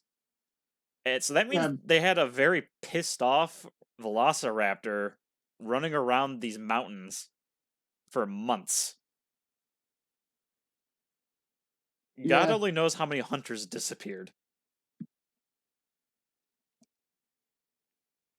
It's just not even mentioned. It's one of those moments I know you're not supposed to think about, but like I'm not an idiot, so I will. Yeah, because like it's because it's spring now. It's happy. Everything's good. It's sort of like how when Mufasa's king, the Pride Lands are great. When Scar's king, the Pride Lands are shit. And then when Simba's king, the Pride Lands are great again. Yeah, they're regrowing. Yeah, it's a new start. That's kind of like it. So, if I was going to give this movie a number, I'd say 3 out of 10. I would have to agree. There are definitely movies worse than this one. This one is the second worst Jurassic Park sequel. Like I said, I think Fallen Kingdom is worse because Fallen Kingdom's more aggravating. And it's really fucking boring. Yeah, this one's stuff is constantly happening, but it varies in how important it is. The acting in this one, I think, is pretty good for most of the characters. Still not really a big fan of Heels, or Claire. Not a big fan of what they did with Alan Grant. I know I'm more annoyed about it than you and Cody were. Yeah, I'm annoyed about it, which is why I was like, his acting. I mean, it's not bad for what he was given, but I don't like what they did character-wise.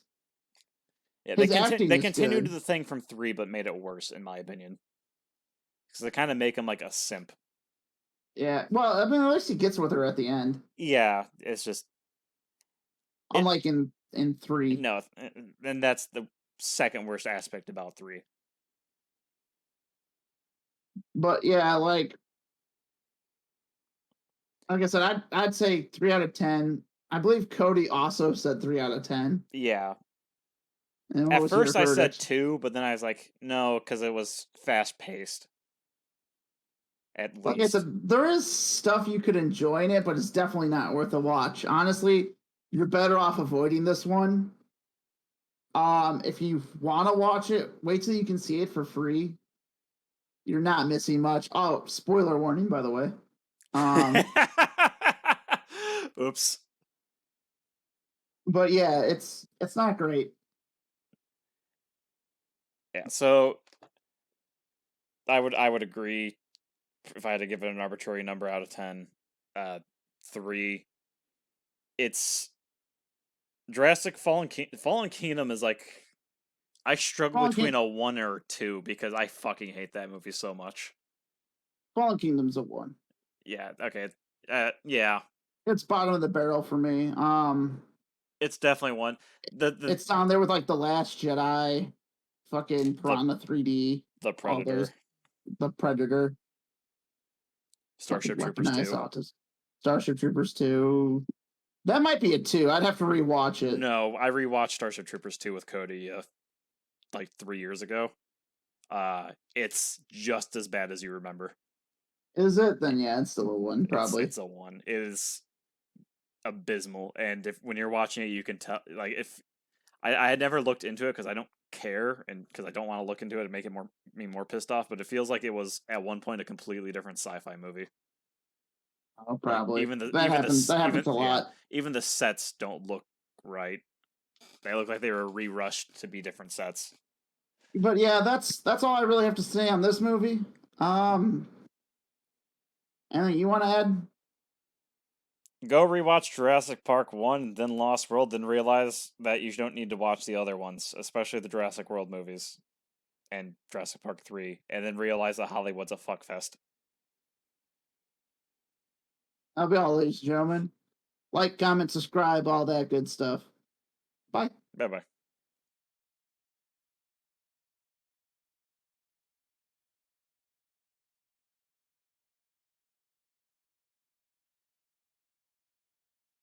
He's very biased. Oh, about Halo? Like, well, no, it's like he'll call me and ask for like complaining about Star Wars so much and how bad it is, but then he'll go around and then he'll complain about me getting mad about Star Wars and telling me that I'm just like overreacting and finding reasons to hate it. But then he turns around and watches the Halo show and does the exact same thing that I do. Be like, but I don't need to find reasons. It gives me plenty. Yeah. I could think about it and find a shitload more. But on a surface level, there is plenty of reasons to hate fucking Disney Star Wars. And man, I thought the prequels were good. There are a lot of people who'd be like, no, that's heresy. It's like the fuckers who are like, oh, I'm a big Star Wars fan. Oh, really? Which ones do you like? Oh, 1 and 2. I don't really like the Ewok one. Do you like the prequels? No, they're all trash. Do you like the video games? Games? No, I don't really play those. Do you like the books? No. But you're a big Star Wars fan. The biggest. No, you're not. Absolutely, the biggest. No one likes Star Wars like I like Star Wars. How dare you question? It'd be like me saying I'm like a huge Alien fan when really I like the second movie. I like the first one, but I don't find anywhere near as much enjoyment as that, and that one is the first one or second one. No, I'll rewatch. I've watched the first one a couple of times, right? But I still to this day watch the second one, and I have it saved on my computer actually. I have the extended cut on Blu-ray. I have all four. I also have the extended cut on my computer. Oh, no, it's Blu-ray quality. It's long as hell, but yeah, it's good. I have all four of them. But it's good. I guess you could almost say 5 because of 3. Oh, how was the sound test, Ryan? It's not good. Fine. It's not good. It's game over, man. Well, we're about to have ourselves a discussion about a movie. A movie so good that it was actually not good at all. Jurassic World Dominion was terrible, and here's why that's a good thing. Maybe they I can write for one of those big publishing firms. Just say it's terrible. Why you can't afford everything? I can do political commentary too. Why you can't afford food and why that's a good thing. I mean, I'm sure the White House would love you talking like that. I remember the one article that came out a little bit ago, or a few months ago, where it was like, inflation's on the rise, and why that's a good thing. It means you get more money. More worthless money. What happens when you print money? I mean, that one's on Trump. He printed a shitload of money. Yeah. Yeah. Biden, I think, also printed a shitload of money.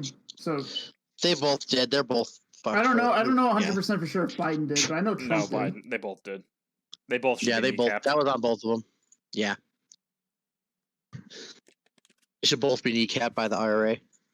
Fuck it, God. Except not because they're socialists nowadays. Oh.